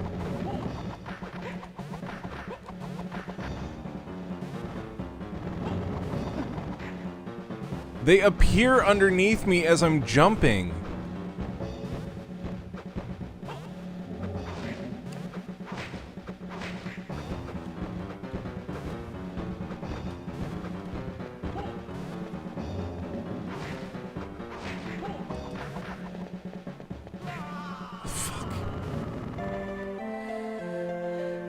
You know, we got sold this idea, the thing that makes you valuable as a human being is how productive you can be, how much value you can add to the corporation. And sure, they had issues, but I think there's something to the notion of simple living, having the ability to take things slow. I, in my older years, see more and more every day the appeal of, well, why don't we just go live in a cabin in the woods?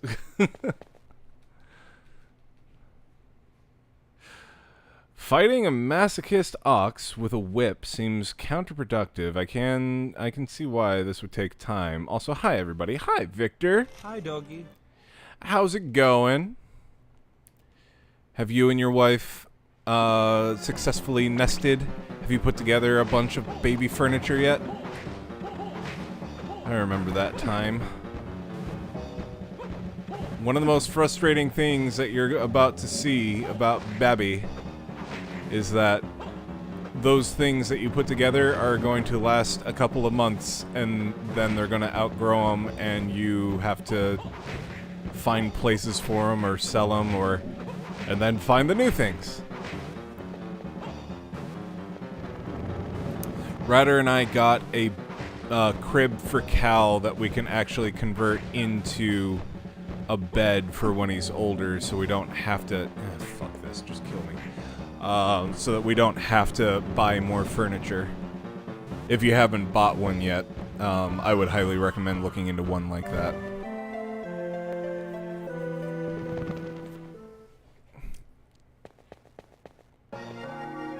Not yet. We will start constructing in 2 weeks. Alright. It's gonna be a good time. Gonna be a good time. Better time than I'm having right now with this fucking RAM piece of shit. If we worked remote, I would totally be down to move out of the city to a house on some land where we could raise chickens and have ceramic kiln in your game room with an entire building of its own. That would be nice.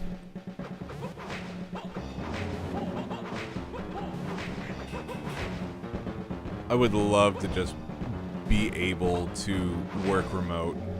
But unfortunately, the people that do work remote realize just how nice it is to work as a remote pharmacist, and those positions don't open up, because once you get them, even if you suck at your job for whatever reason, it's so hard to get fired from them.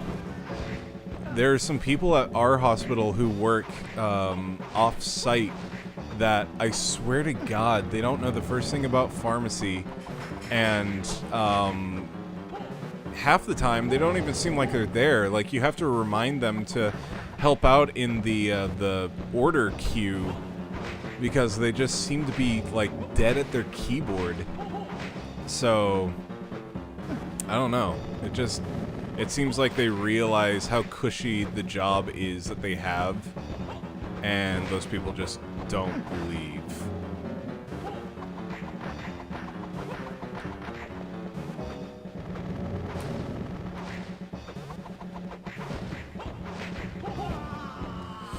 I just got rid of our guest room furniture and our bedroom sitting area furniture to repurpose for baby room and baby area. Yeah, isn't that fun? Just repurposing your house for another human being. We no longer have a place for guests to sleep, really. They sleep in either on the terrible couch that we have in the living room, or on the game room fold-out couch that I'm sitting on right now. I wish my remote work experience was anywhere near that nice. I actually have to get back to work right after this stream. Gonna be a long night. Oh, that sucks, bro.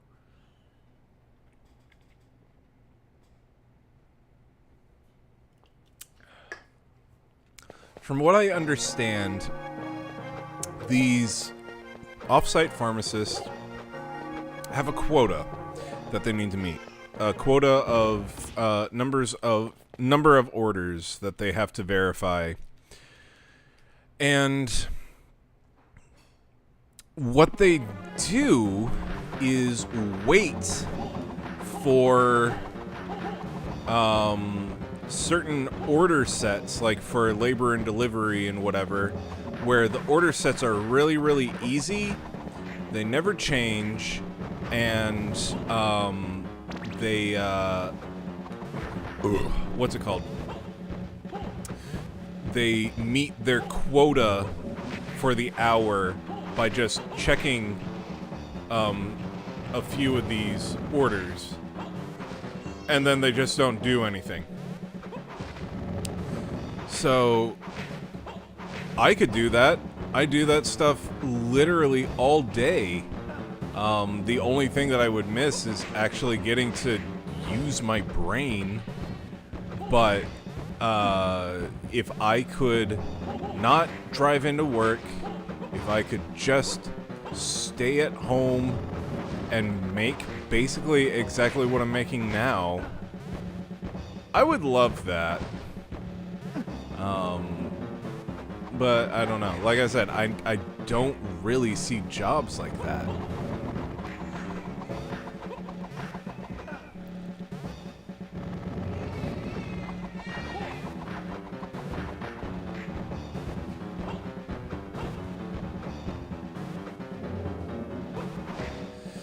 Yeah, like, even with a pay cut, it would be worth it, because think about the costs that you would be cutting down on. Gas, and you could claim, tolls, and just food for lunches and whatnot. I don't know. There's a lot of stuff that I feel like it would even out. But ultimately, just the mindset of the mindset of I don't have to drive into work, and I can be in another state doing this is really appealing.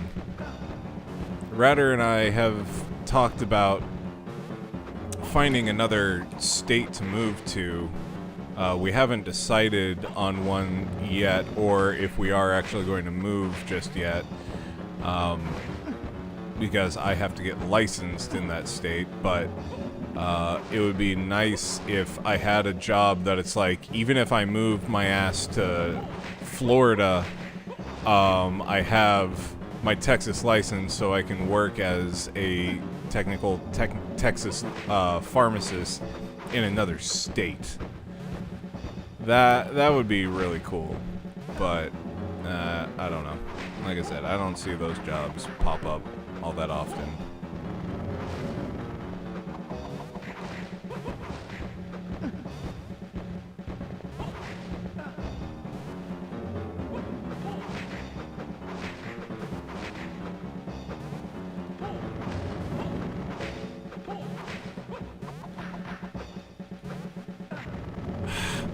The fucking bubbles!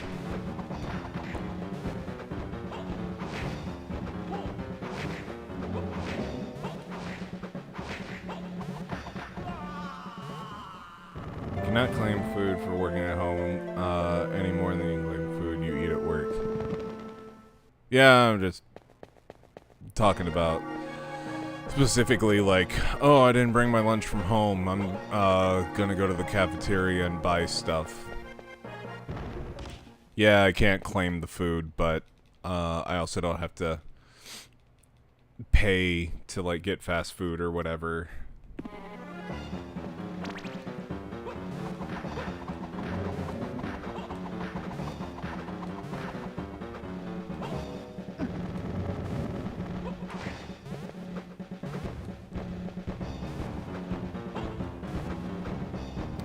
Also, I feel like I would work really well as a off-site pharmacist because my expertise is order verification and recognizing patterns and whatnot, so I know if a thing is correct. My speed at doing that is really unmatched in my department, and we get rid of the one thing that I positively hate about the job, and that's talking to people on the phone. I already don't really like talking to people on the phone because whenever they call, it's usually the exact same thing. I'm missing this thing. Oh, here it is. Haha, isn't that so funny? Or it's a, hey, I fucked up with this narcotic, and now I need you to figure out how to fix it. even though I'm a dumbass and could have fixed this like 12 steps ago, but I decided to try and keep going myself and fuck things up even worse. So have fun untying this knot, pharmacy, lol. I don't like talking to people on the phone.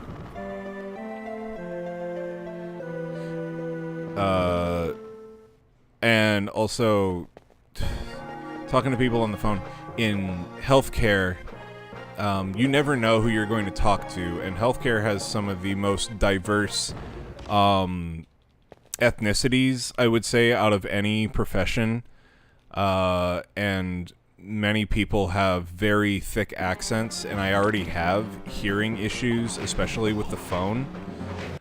But when you put a thick accent on top of it, and the fact that I'm having to fix an issue and I can't really understand what you're saying, that adds more stress to the situation. It's probably a personal thing, but like I said, talking on the phone, I really have a hard time understanding anybody on the phone. And I think that has to do with just like the science of how phones work and like digitize your voice. And I just have trouble understanding. But thick accents on top of that make it so much more stressful to me.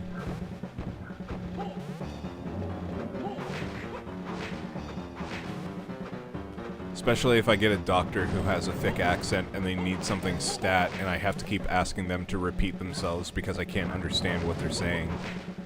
I'm telling you, I feel like it's a very me issue, but it gives me a lot of stress. So taking away needing to talk on the phone is a plus for me.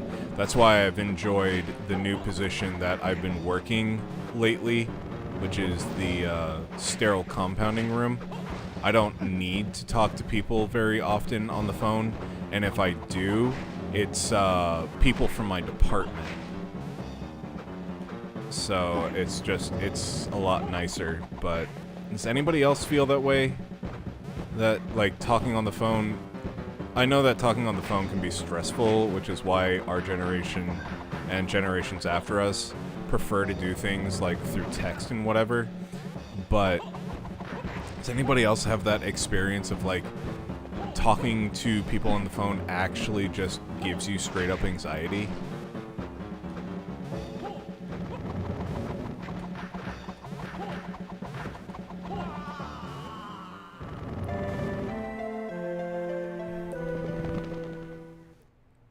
Go ahead, answer. I gotta tinkle and refill on my beer, and I will be right back.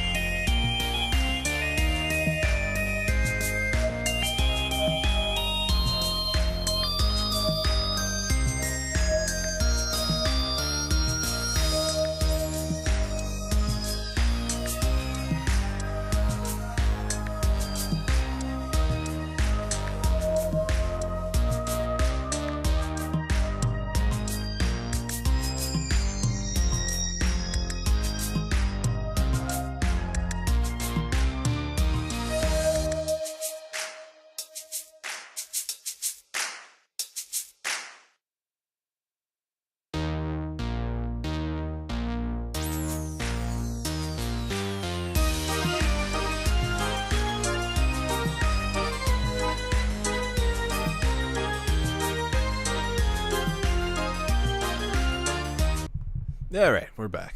Let's try this again. I feel like I was supposed to have more cards at this point. I wonder if that's the issue. Like, having more cards would have made this boss so trivial. I need something that, like, actually clears the fucking stage. If I could just have something that, fuck, popped all of these fucking bubbles.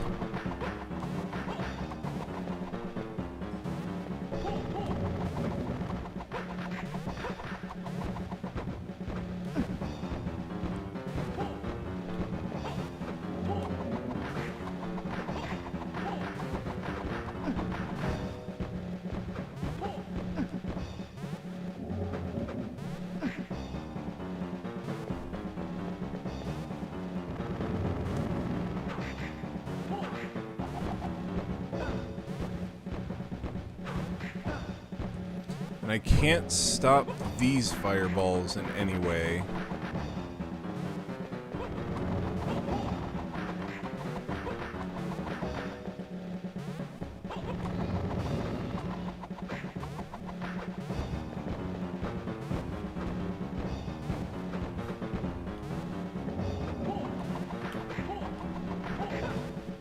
I feel like the play is I need to stay off to the side and just spam the fucking axe.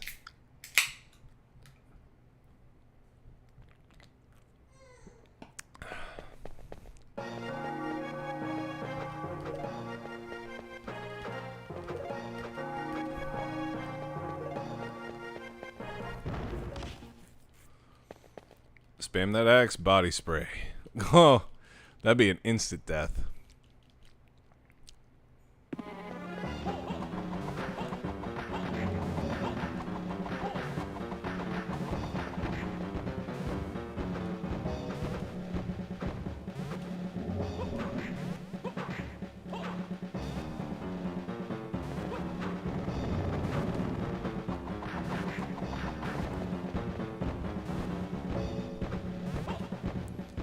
I guess I just really need to be patient with this guy.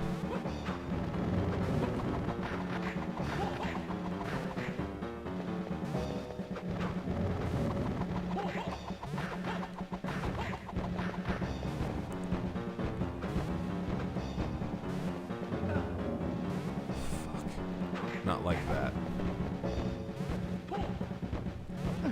Ah!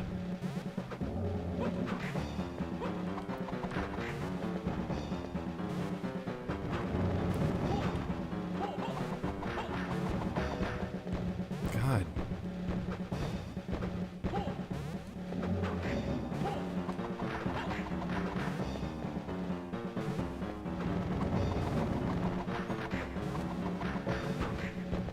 Really is just a case of, like, the controls are so requiring me to be quick,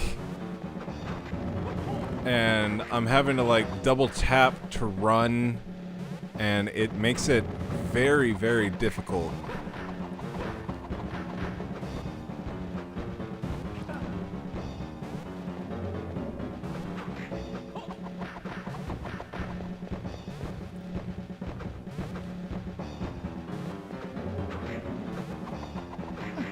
Ah, fuck.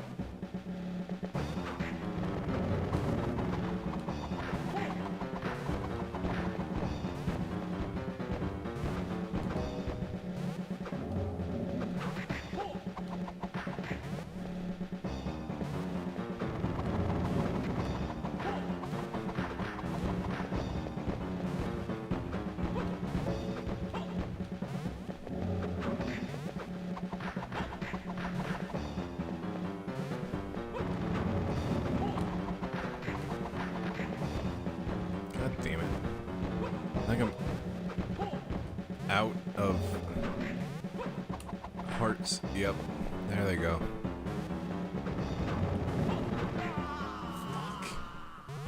So, funny thing happened today. The market started to recover because Trump said he was pausing the tariffs, and then he announced the China tariffs were now 145%, immediately crashed the market. Yeah, I don't know why he doesn't just say that we're just not going to trade with China anymore at this point. Like, ever since he decided or found out that he can charge more than 100% for a tariff, like, nobody is going to pay double for a thing from China. It's like he's trying to single-handedly cause the Great Depression #2. Joe, that's what I was thinking. Exactly. It's just, at this point, if you get up, you've already gotten 100% on tariffs on this shit. So if you buy something from China now, it will cost 1.5 times what it's supposed to. So at this point, wouldn't it just make more sense to be like, well, okay, I'm saying wouldn't make more sense, and I'm talking about a thing that just doesn't make sense in general, because we don't need to do these tariffs at all. It's not helping anyone at all except for Trump and his billionaire cronies. But I digress. Like, nobody is going to buy things from China if it's already like a cheaper looking product and it costs twice as much as it used to. Nobody's going to do that. Right now, we really are just in a market of don't buy anything. This is the only language that they understand. Just don't buy anything. And that's really upsetting because, like, that goes for so many, many things that you're like, well, I would really like to have a new blender or something. And it's like, well, but it's also going to cost you twice as much now to get that blender than ever before. Billionaires are talking about just bringing the sweatshops to the U.S. Like, can you imagine? It's not going to happen. Americans already, like, even like the most underpaid whatever are not going to work in sweatshops. It's just not gonna happen.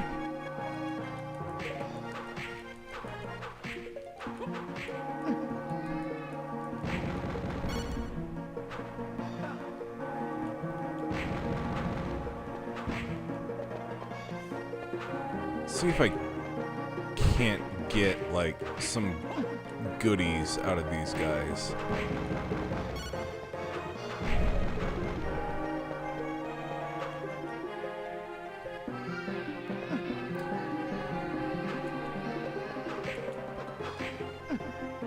Wow, he either really likes that shit or doesn't like it at all.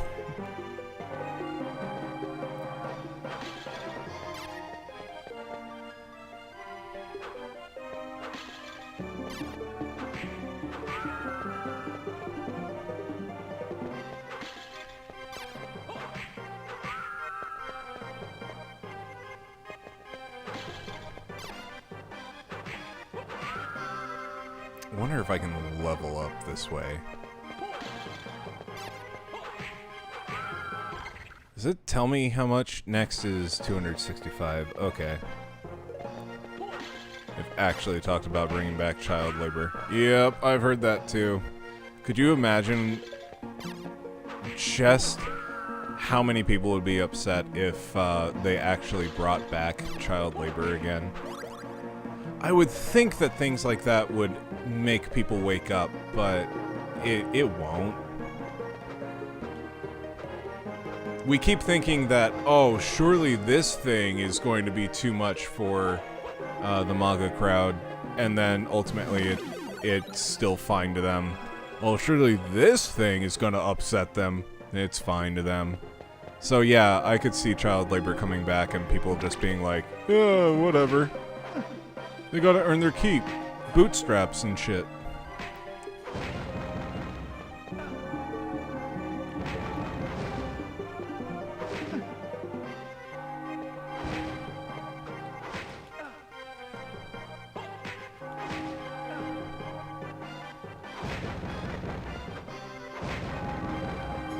I need one of you guys to drop, like, a really good item.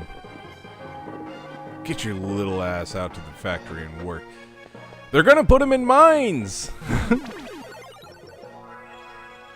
They're gonna put him in the mines, man.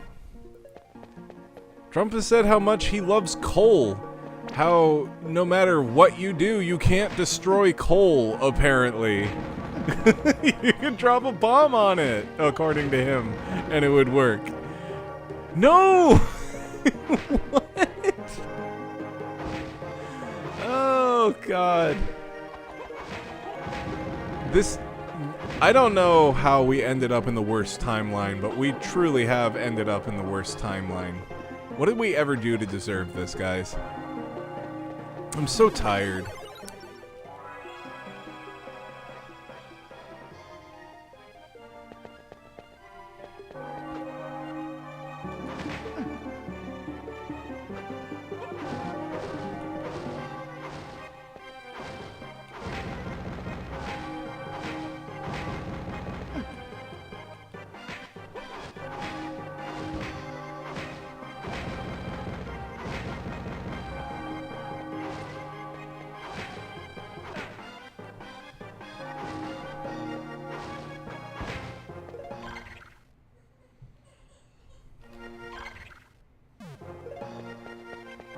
Why don't you guys drop anything? I feel like the drop rates in this game are shit. Just like really abysmal. They've essentially tried to sell it as the kids want to work in these dangerous jobs. Who are we to stand in their way? We wouldn't support it if the kids would enjoy it. That's true. Listen, the kids love Minecraft. They clearly yearn for the mines. We should give them what they want. It's like their Vidya game.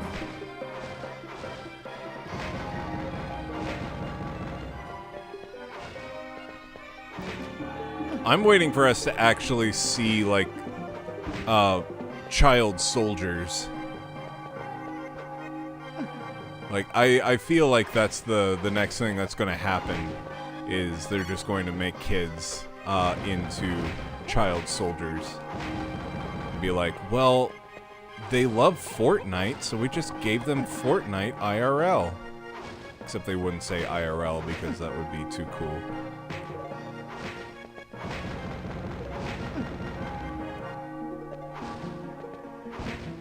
Fuck you, Werepanther.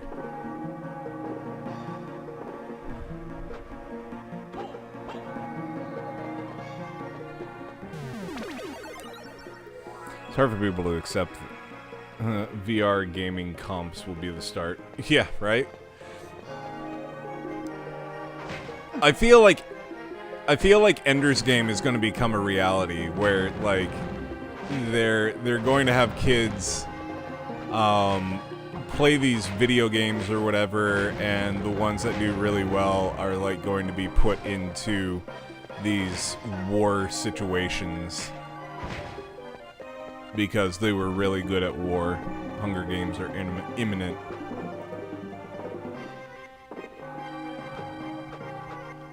I volunteer for tribute.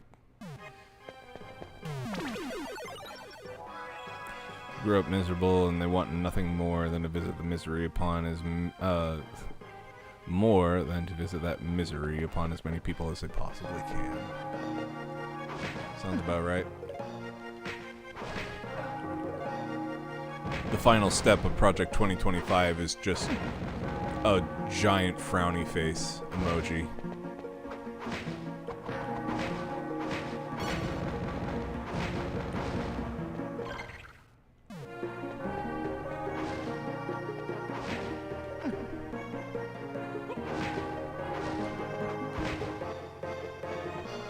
be getting one more level.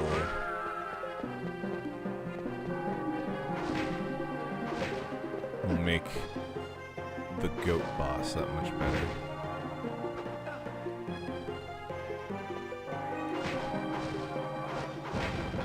Yeah, speaking of the student loan forgiveness, I fucking love how they dismantle the Department of Education, but they're like, oh, but don't worry, your student loans are fine.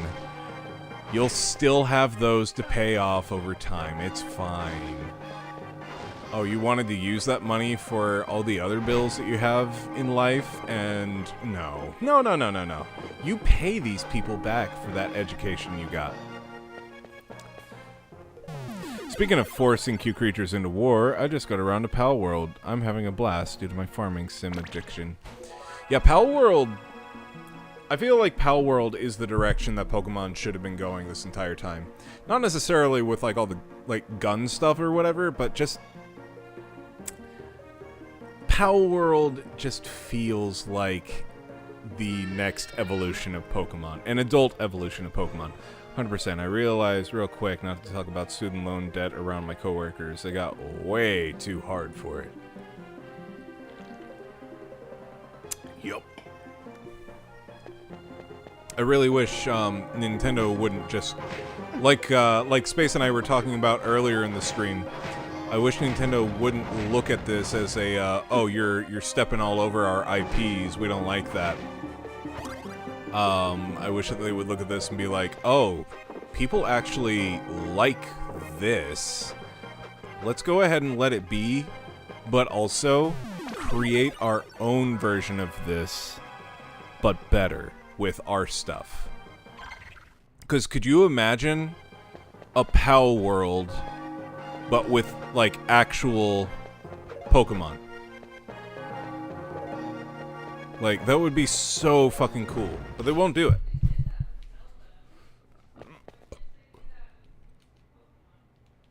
Ryder says, they did, that shit with Zelda, like, evolve the series with, like, Breath of the Wild and all that. Why can't they do it with Pokemon? And I think it's because people keep, well, I don't even know, because people buy Zelda regardless of, whatever. I was gonna say, it's because they see that people are willing to buy the game even if it doesn't change, but arguably Zelda hasn't really changed over the years, but people still buy it. So I don't know. Maybe it's because Nintendo actually isn't in charge of it, and it's actually Game Freak, and Game Freak is the one that's kind of greedy and like, if it ain't broke, don't fix it.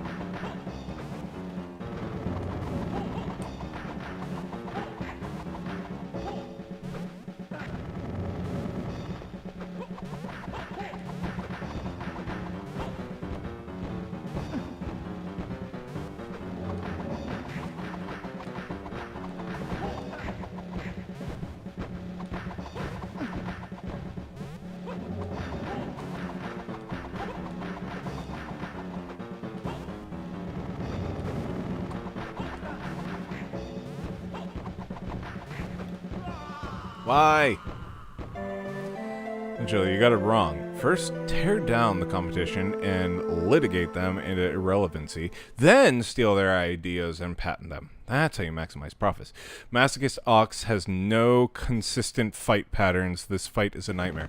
Literally, like, there's not a single thing that this boss does that isn't RNG. The bubbles pop up randomly. The fireballs are random. The skulls that fly by are in random patterns, and you can't anticipate, oh, this one's going to go short, so I can just jump over them. Well, this one's going to go long, so I should actually run away before they come out. There's no anticipating this guy.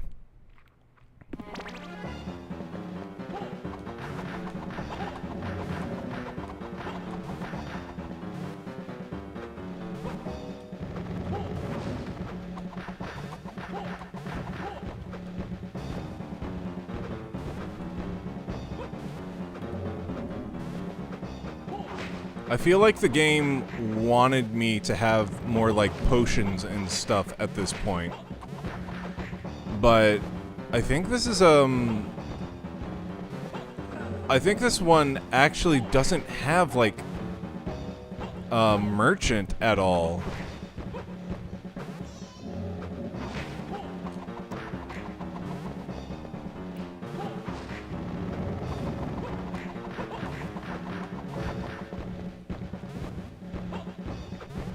I feel like most of the Castlevania RPG style games have a merchant, but this one I don't think does.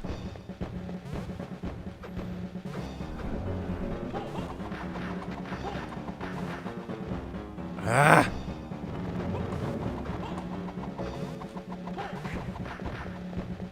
And also, double tapping to run is one of the worst esoteric, or not esoteric, outdated mechanics ever.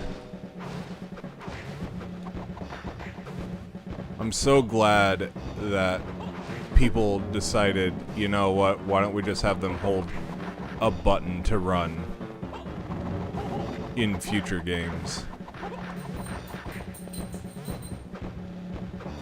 The only games that I want to double tap in are fighting games.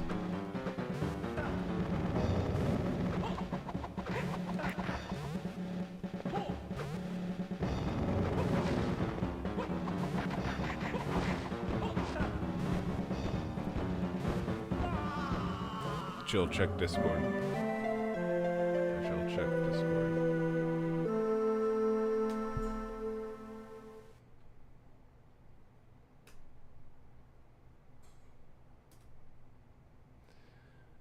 Be careful, man. I hear Moon Knight attacks with all sorts of random bullshit. Please. I got him dead to rights. Now to random bullshit, go! Yeah, pretty much. Random bullshit, go!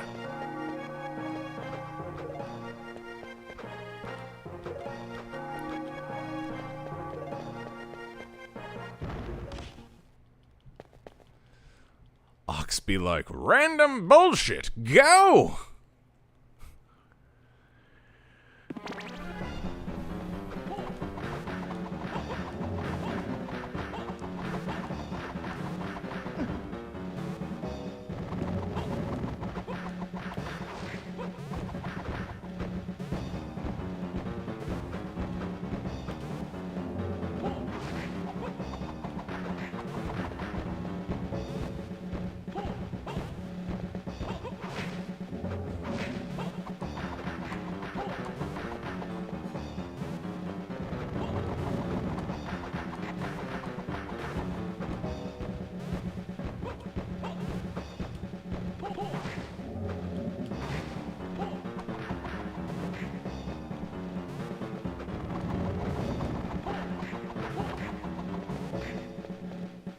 Hi, little girl. Yes, you are very cute, but I'm fighting a giant ram monster right now.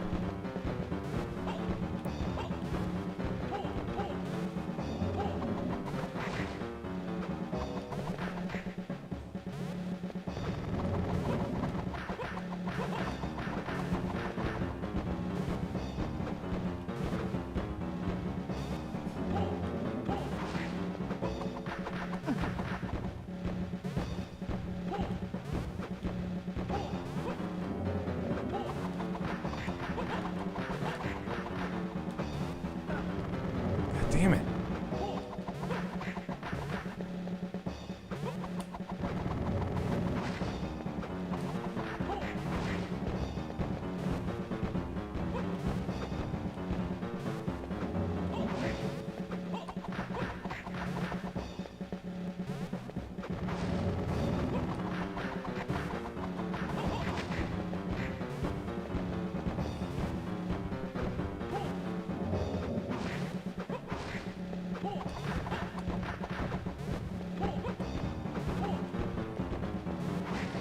The fuck?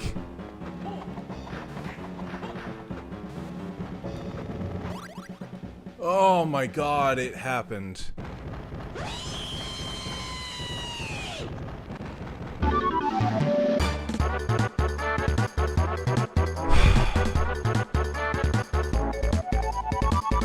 Jesus Christ.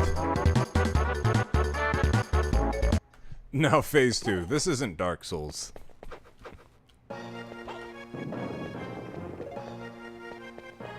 Oh, I get magic? Oh, cool.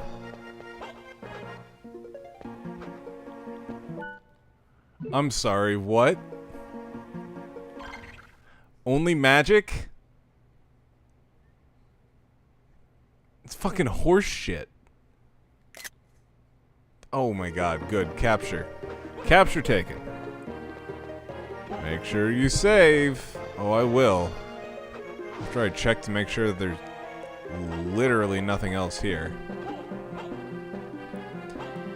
Hopefully that thing just destroyed all of the... Oh, gotta talk to this guy. Damn! Who asked you for your help? I couldn't just leave you, could I? Don't think that you defeated it. It was the power of that whip. Hugh, you could never beat me in training, never once, but Father named you the successor and gave you the Hunter Whip. Your parents and my father banished Dracula together, and those fond memories clouded his judgment. Don't forget that.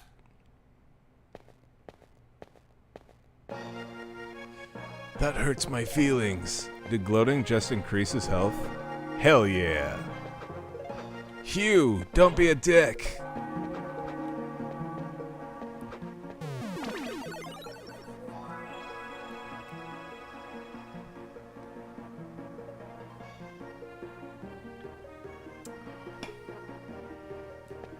Alright. Get past the stupid werepanther. Marionette.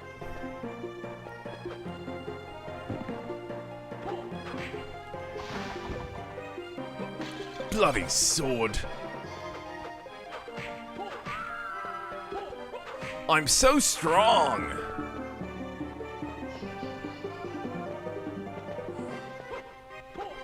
You're not squeezing it out fast enough. That boy gets very impatient with food.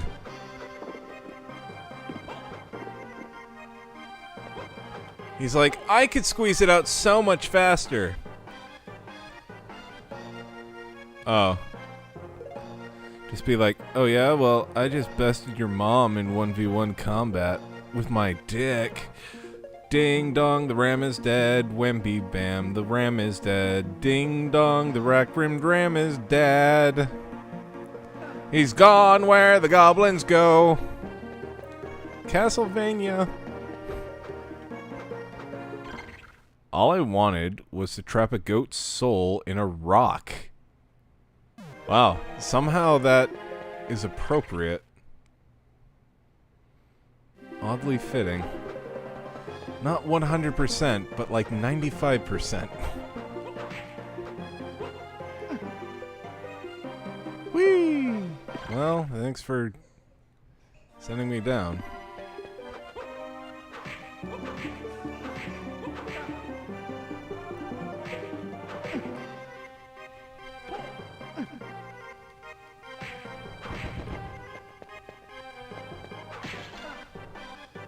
For real though, why don't any of these stupid things drop cards?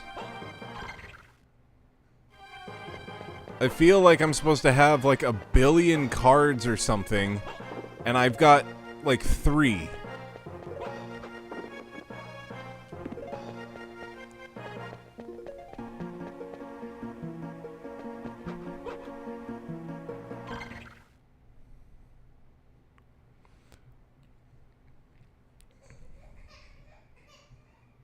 Jill fucked it all up. Yeah, basically. Ask me if I'm upset about it. I'm not.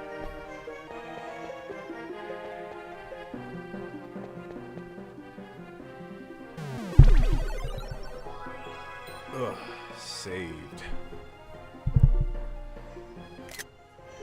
Stop taking captures.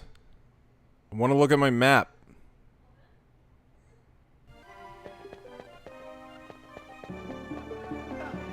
Ah, fuck. Ran into the ass of a marionette and now I can't swing my whip.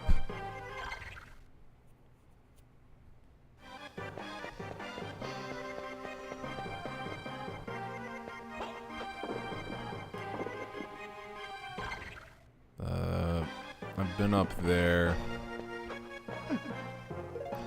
And I can't go over there because I don't have freezy powers.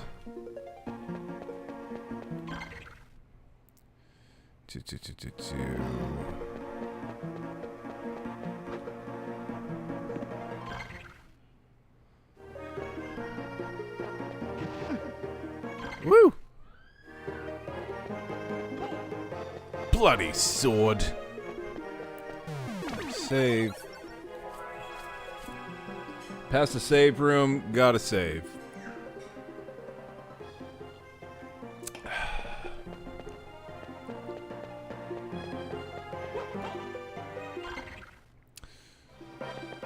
Maybe I can go this way now? Nope. When do I get the power of being strong enough to push a cardboard box?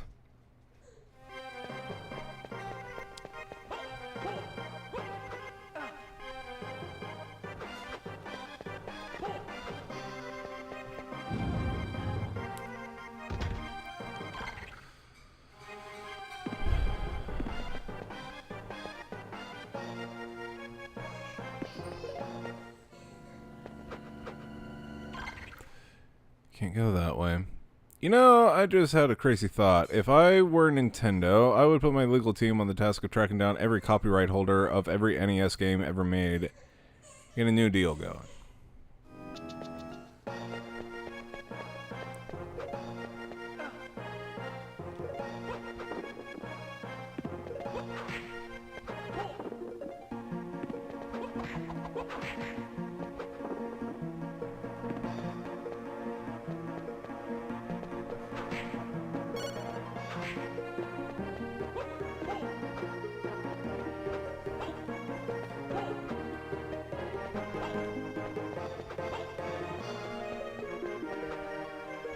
Later, bitches. Fuck.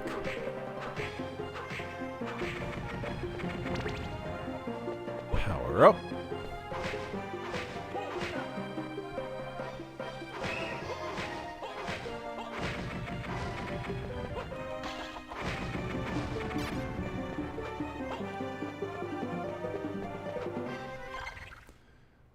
Okay.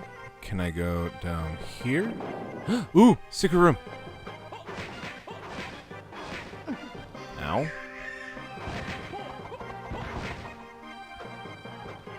Nice. Heart max increases. And then acquire the rights to package them all up as a digital collection. You could fit them all on a single cart that was the size of an NES cart, like an emulator running on an SSD. You could sell that cart with a custom-made NES box. Can you imagine? Make billions. Honestly, you could put the entire Super Nintendo catalog on a cart like that. Underground Gallery. Wow, this imp is even more sad-looking than the gargoyles that look ashamed to be in this game.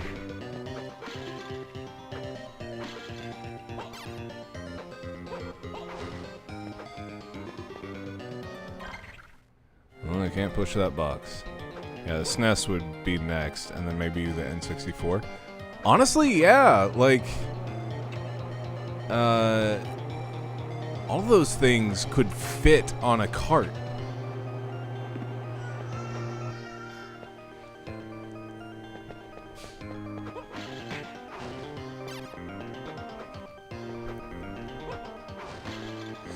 Something that I can't wait for. I have a pre-order for the what's it called? The Super NT or Analogs version of the Super Nintendo. They made these consoles that basically would play NES, Super NES, Sega games in HD, right? And now they've got one coming out for the N64. And I'm super excited about that because I've got quite the N64 library.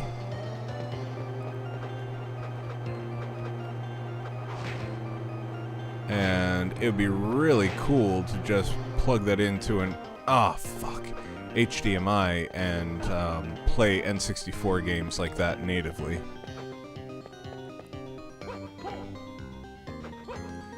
Also, speaking of that, why hasn't Nintendo made a N64 Classic yet? I feel like that would be a really easy money grab for them, just to make an N64 Classic like they did the NES and Super NES Classic.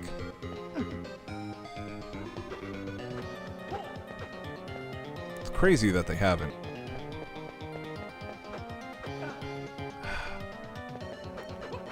Out of my way, you stupid imp.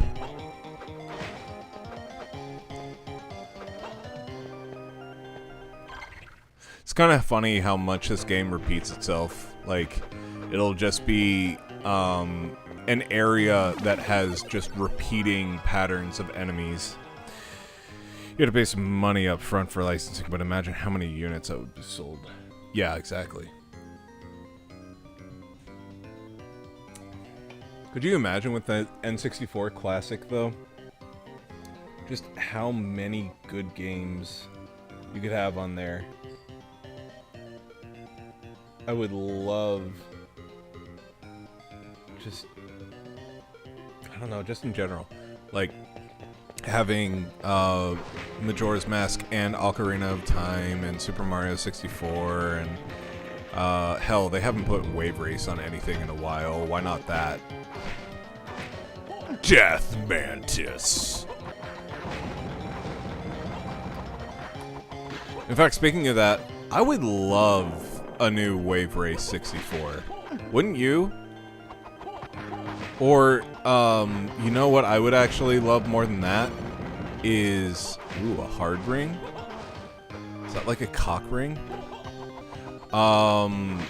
Is a, sequel to Diddy Kong Racing.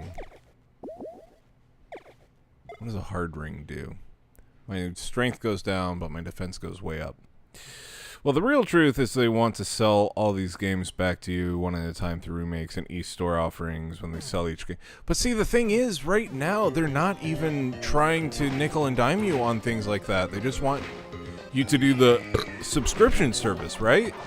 So, like, just look at... Well, I can't do it or else it'll end the game, and that would not be a good. But just all the games that are on that storefront, they could make absolute killing.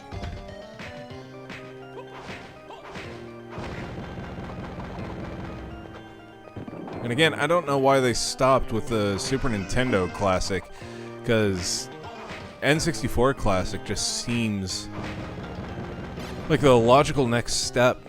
And could you imagine a GameCube Classic just having a tiny-ass purple GameCube? I wouldn't even necessarily want to, like, play it. Like, I just like the idea of having a baby GameCube. It would be so adorable.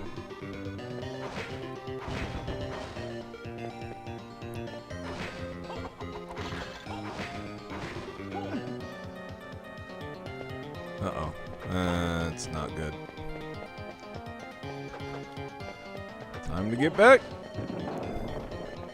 Later, Harpy. Ow. Later, Harpy. Oh boy.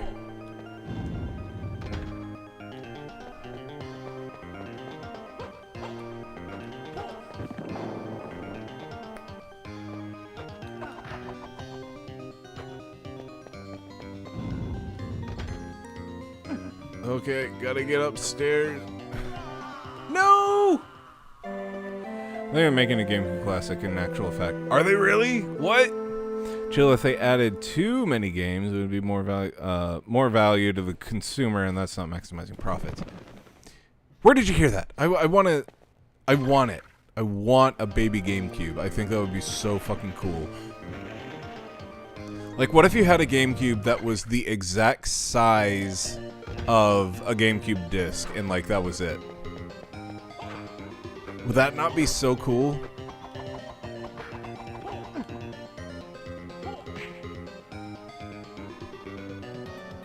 Oh,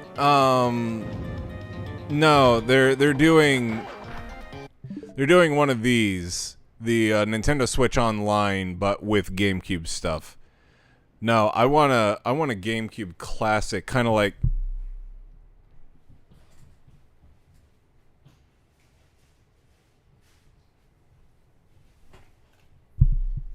So this was the SNES classic, right? So it's a baby SNES. I want this, but like a tiny purple GameCube or a Spice Orange GameCube or whatever. I think that would be really cool.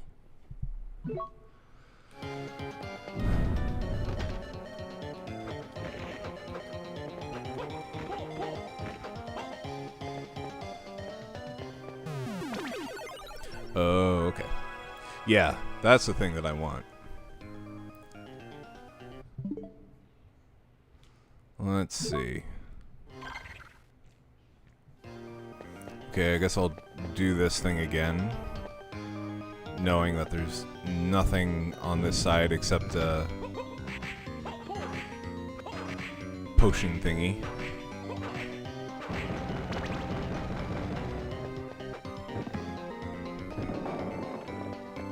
Or was there something else over here?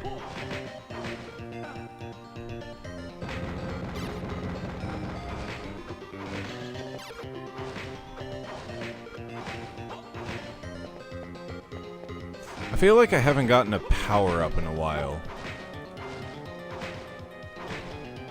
I'm so surprised that that stupid ram didn't actually get me a power-up. Right? Like, I feel like that fight was so much more difficult than any of the other fights that I've done so far.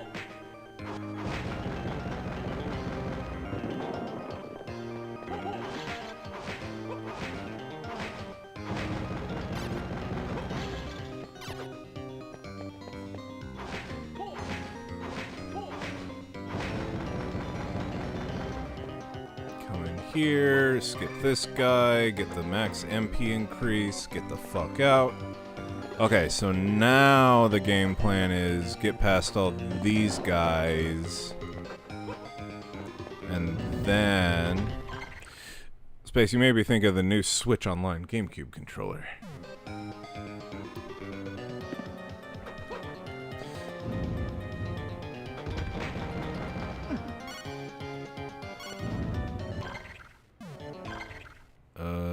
Ow.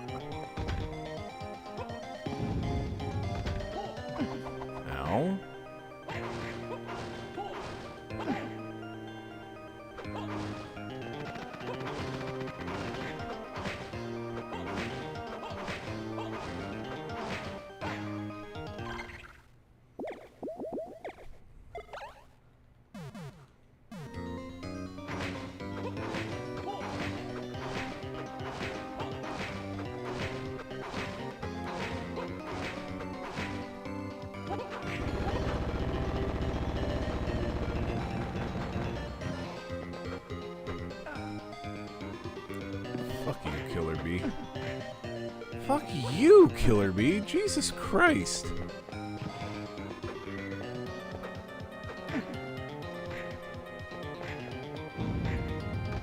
Oh, God. I'm about to die from poison.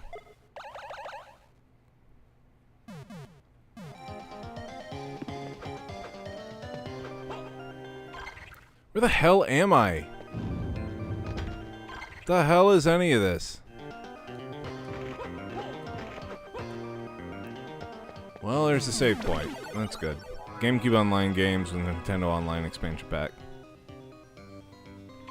God, a GameCube classic would be so cool.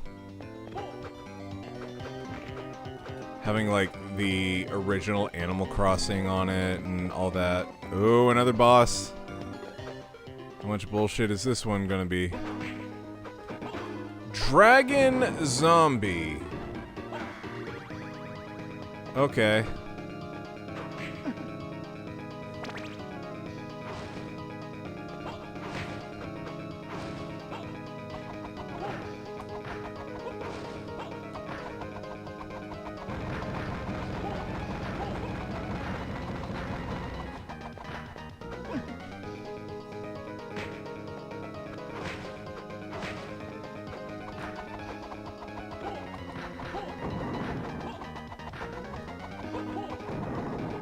If I kill you, are you gonna give me some bullshit?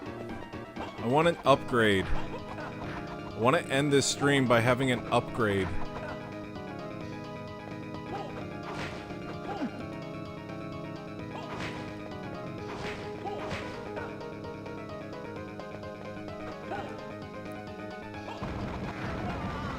Fuck. Dragon Zombie is the thing that scares me most about Baldur's Gate 3 Honor Mode run. There's actually a Dragon Zombie. It's so crazy, like the current NES, SNES, N64, Sega emulators. It's so crazy to me that with as cheap as storage space is and as expensive internet service have been in order to keep up with the bandwidth demands, we're still trying to go cloud with everything. Until you gotta play Baldur's Gate 3.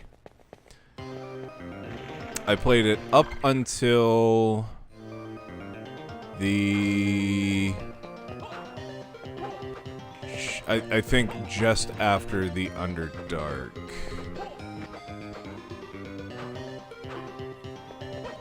Bedtime.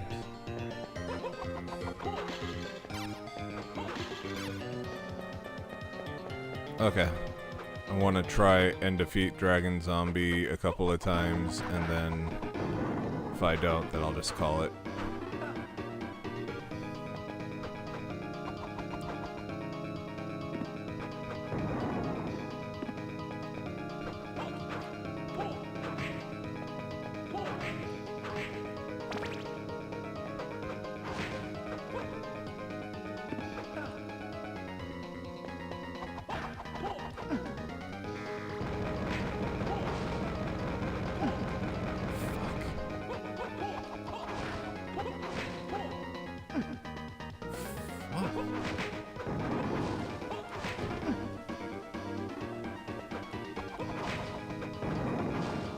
You know what?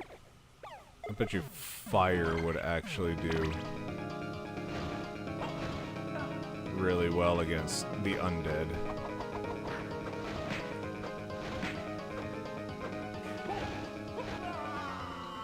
Jesus Christ. I'm like a fourth of the way through the game. Yeah.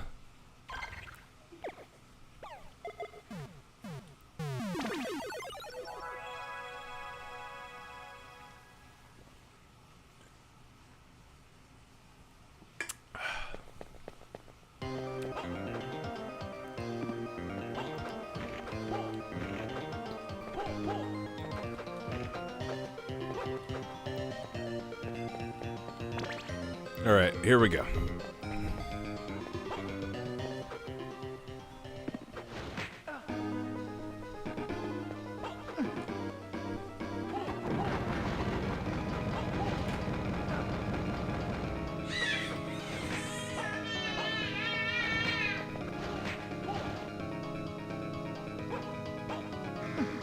Oh, fuck.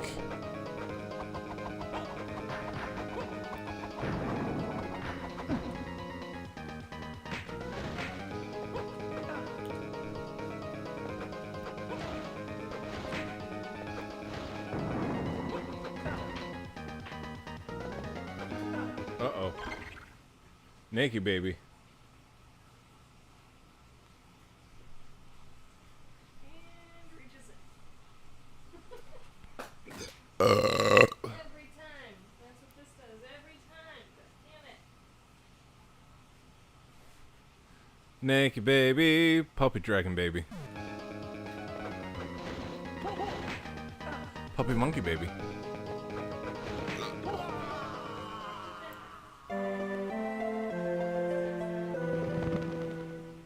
Big steps. Big steps. Yeah. Before we fight this guy, how about we try seeing... Oh my god.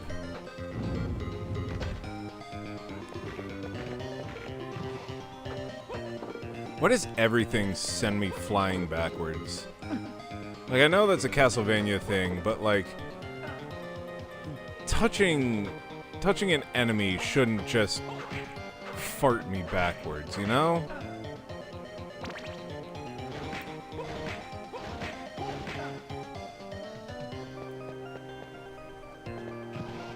I don't know, I'm just kind of upset that the drop rates in this game are like abysmally low for the cards. I feel like they should be significantly higher if that's like the main crux of the game.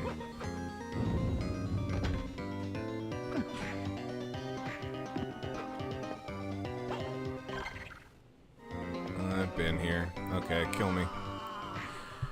Why does touching enemies do anything to you in games? It's like video game logic 101. Contact equals death.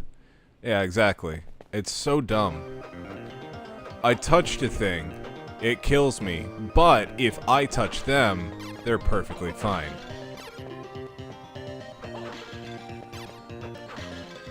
You know what? This is probably the game. Let me refill on these.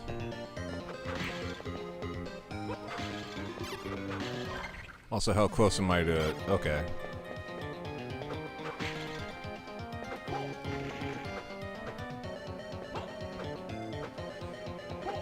Let's go ahead and refill on these and save.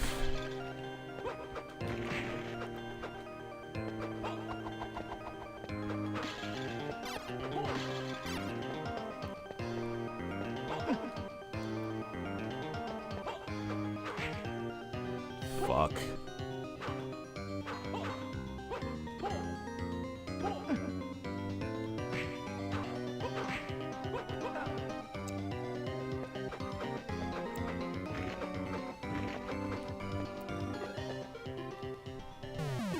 Gotta remember, original VG programmers had a fear of personal contact.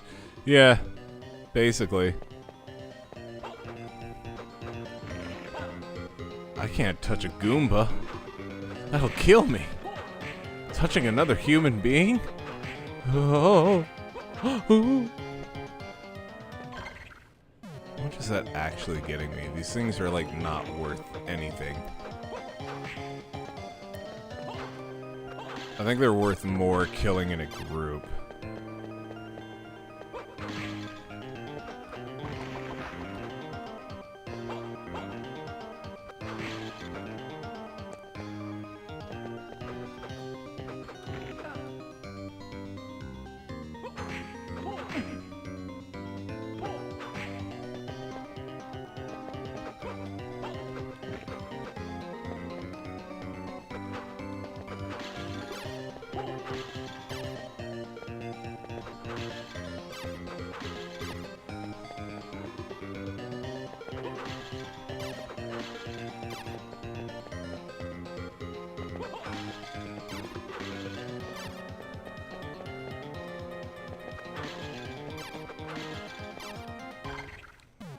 Collect all of these. I want to level up one more time. One more time. Well, you know what might do it? Come at me, bros. classic games, it doesn't matter what you touch. If you touch a turtle shell, 1 heart of damage. If you get blown up by 10 tons of TNT, 1 heart of damage. So, in this game, hearts are how many bottles you can throw and not health? Yes, exactly. It's how many times I can use my secondary weapon, not how much health I get. Yeah, this is the only game series where hearts are not health. Yeah.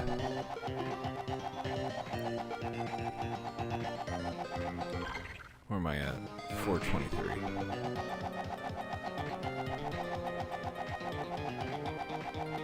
Yeah, it's kind of strange. Castlevania games are like literally the only game where you get hearts and your health does not go up. Goddamn stuck with it.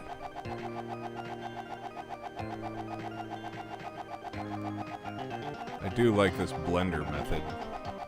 Like, I literally don't have to do anything except stand here and push B.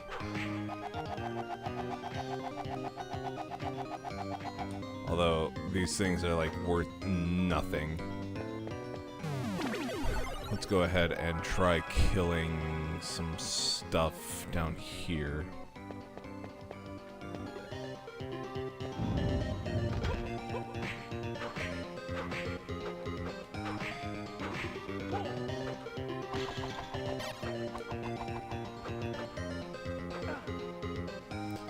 It's not fair. Why does the fart stink stay around so long?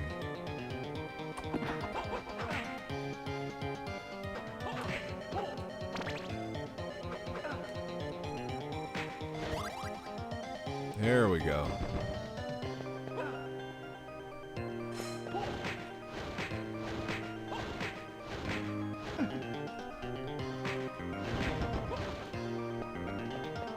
Okay, leveled up.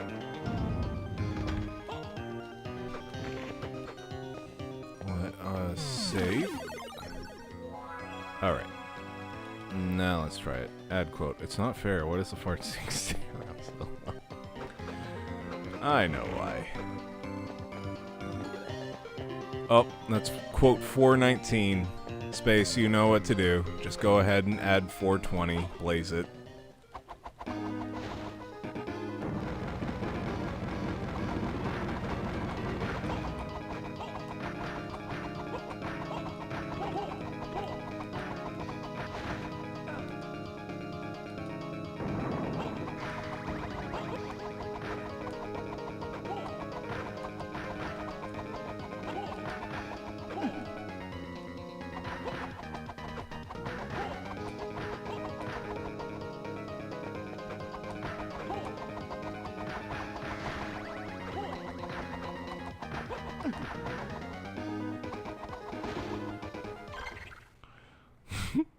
Blaze it before Ratter deletes it. Nice.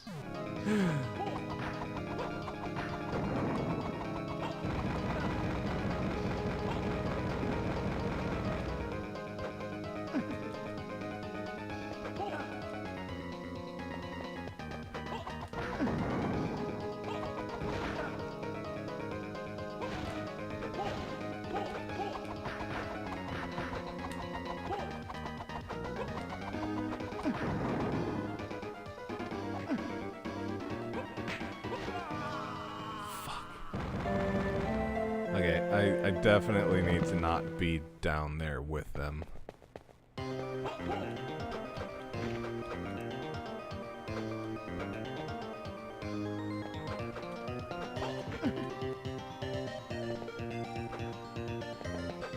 Wow.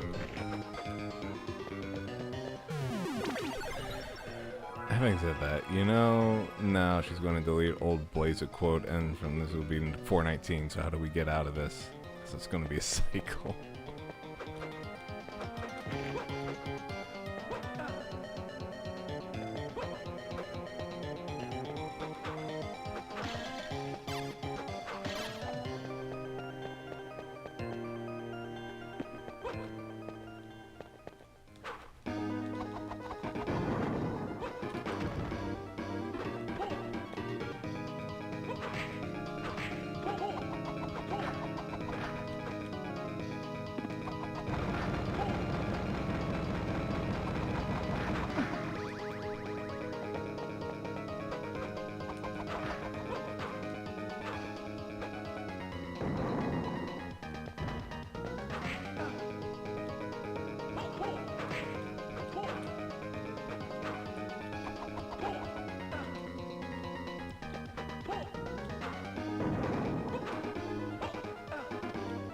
These bosses are stupid hard.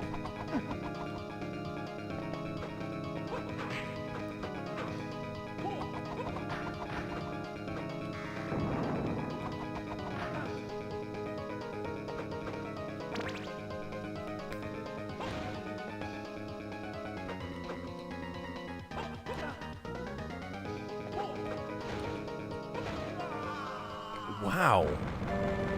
Jesus Christ.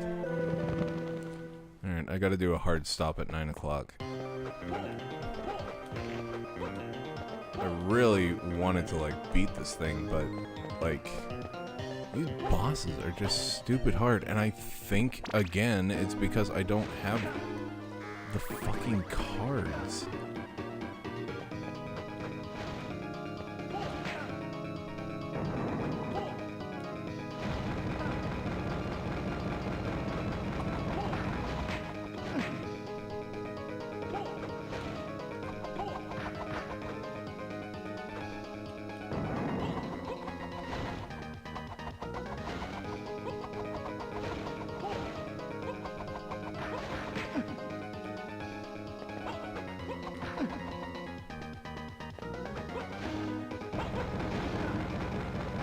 See, I can't touch its neck, but its neck can touch me.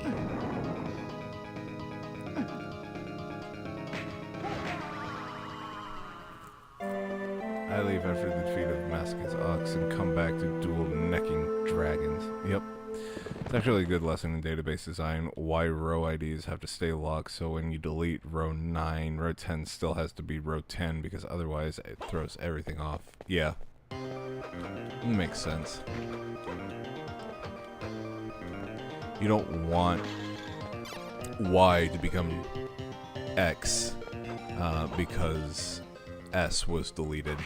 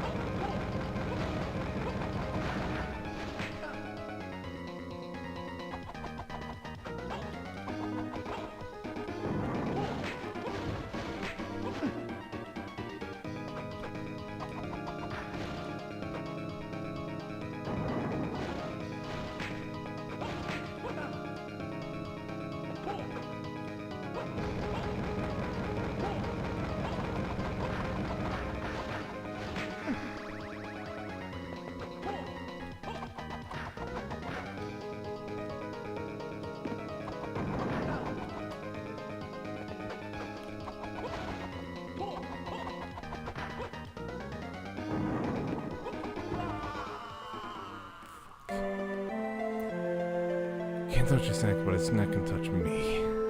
Quote number 421, which is soon to become quote 420.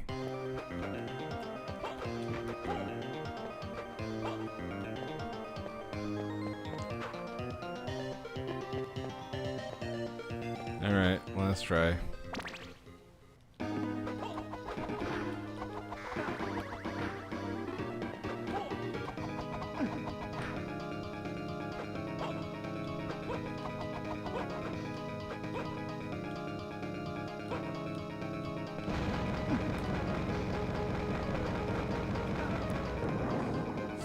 This is terrible. Fuck, this is terrible. No, this is not the last try. Kill me. Kill me. Kill me. Kill me. Kill me. Kill me. Kill me.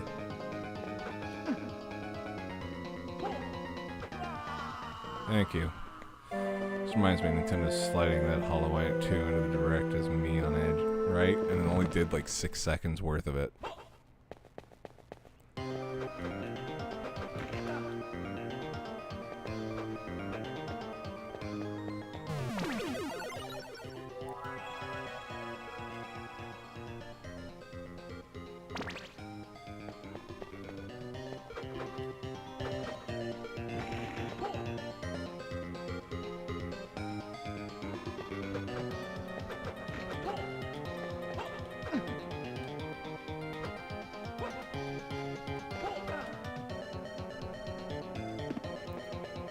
I hate the double tap to run. It's probably the worst mechanic in this game.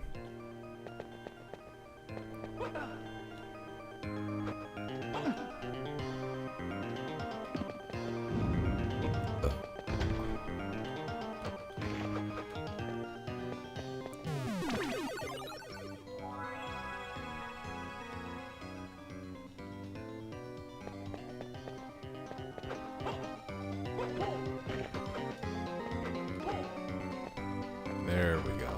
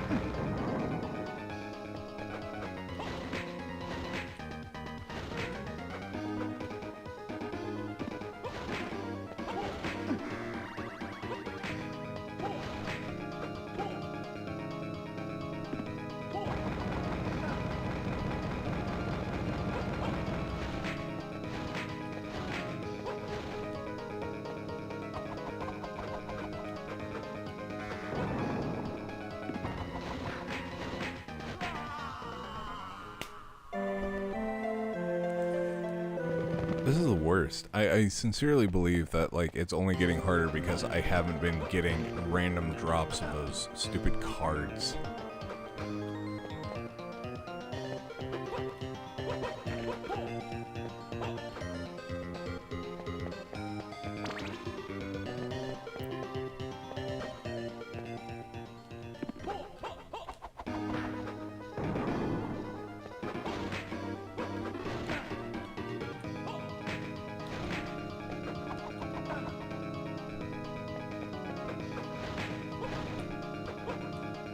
Also, everything on this stupid dragon hurts me.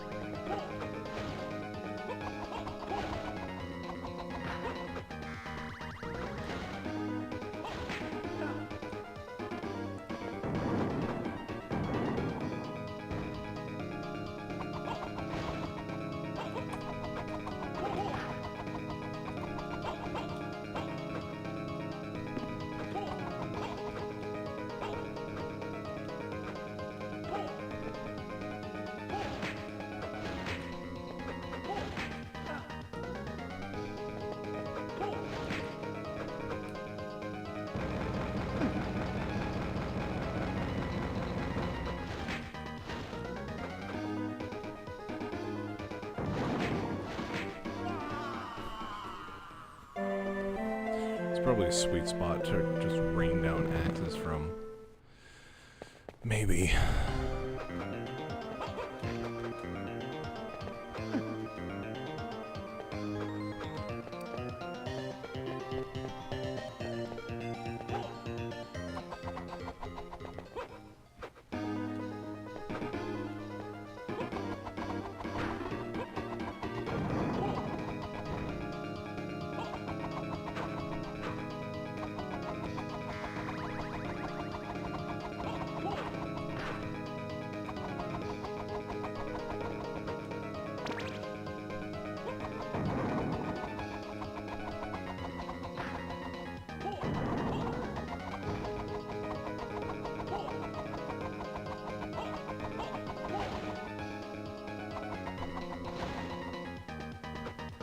I don't think that's the way to do it.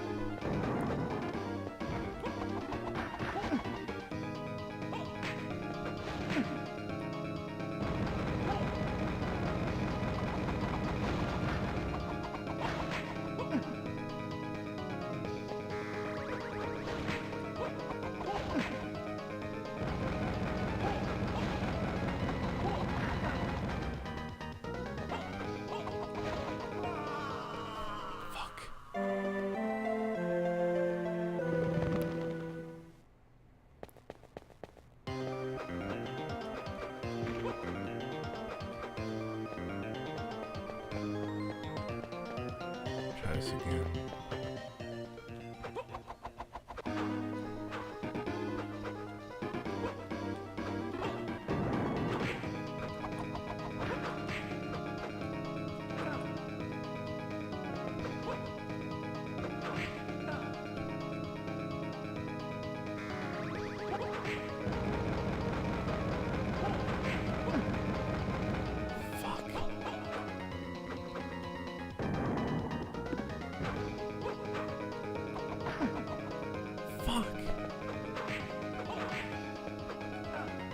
Fuck! This isn't fair. Why can't it just be one?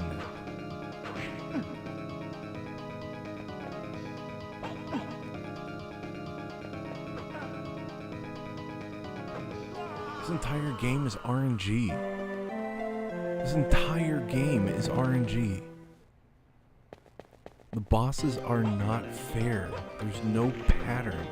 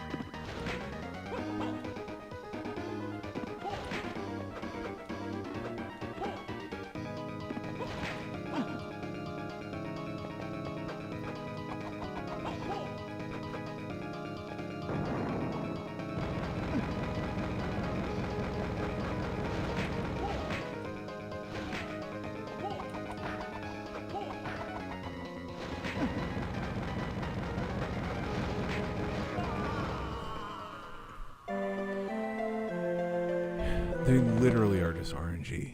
Like, it's not fair. Anybody have any suggestions?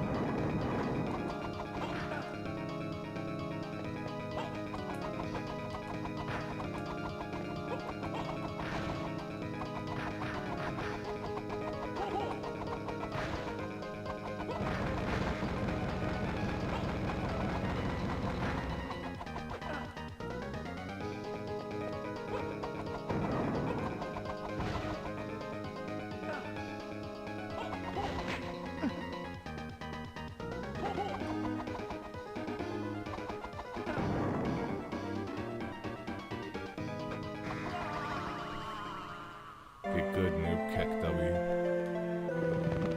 That's probably it, yeah.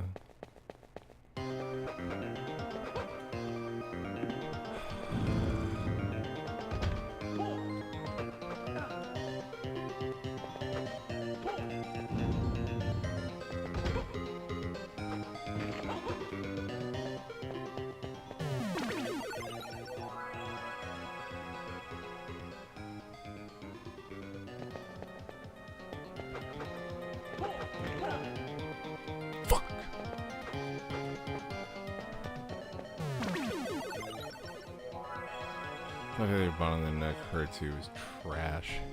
Right? That's what I'm saying. Why is it that the neck hurts me, but I can't hurt the neck?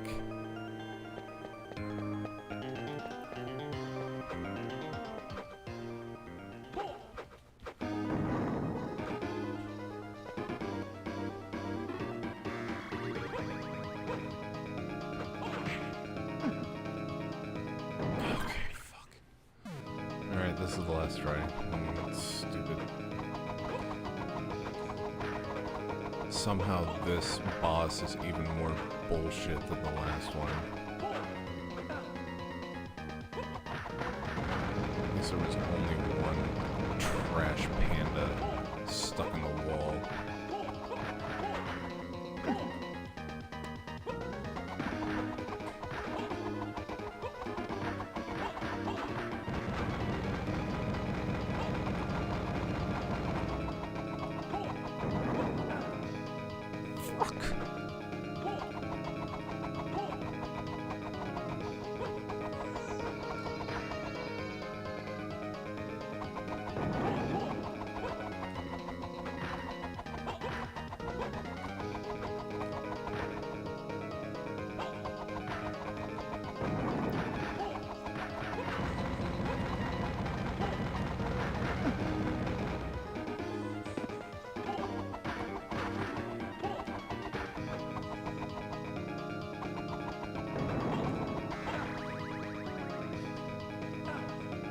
You gotta be fucking kidding me.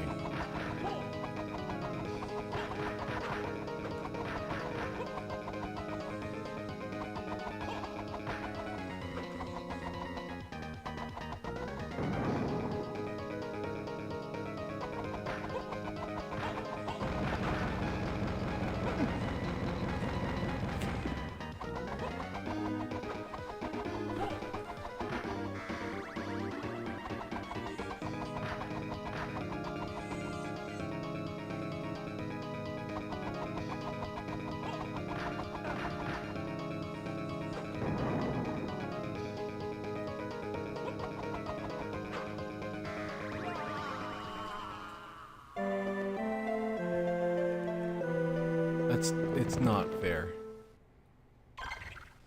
Okay.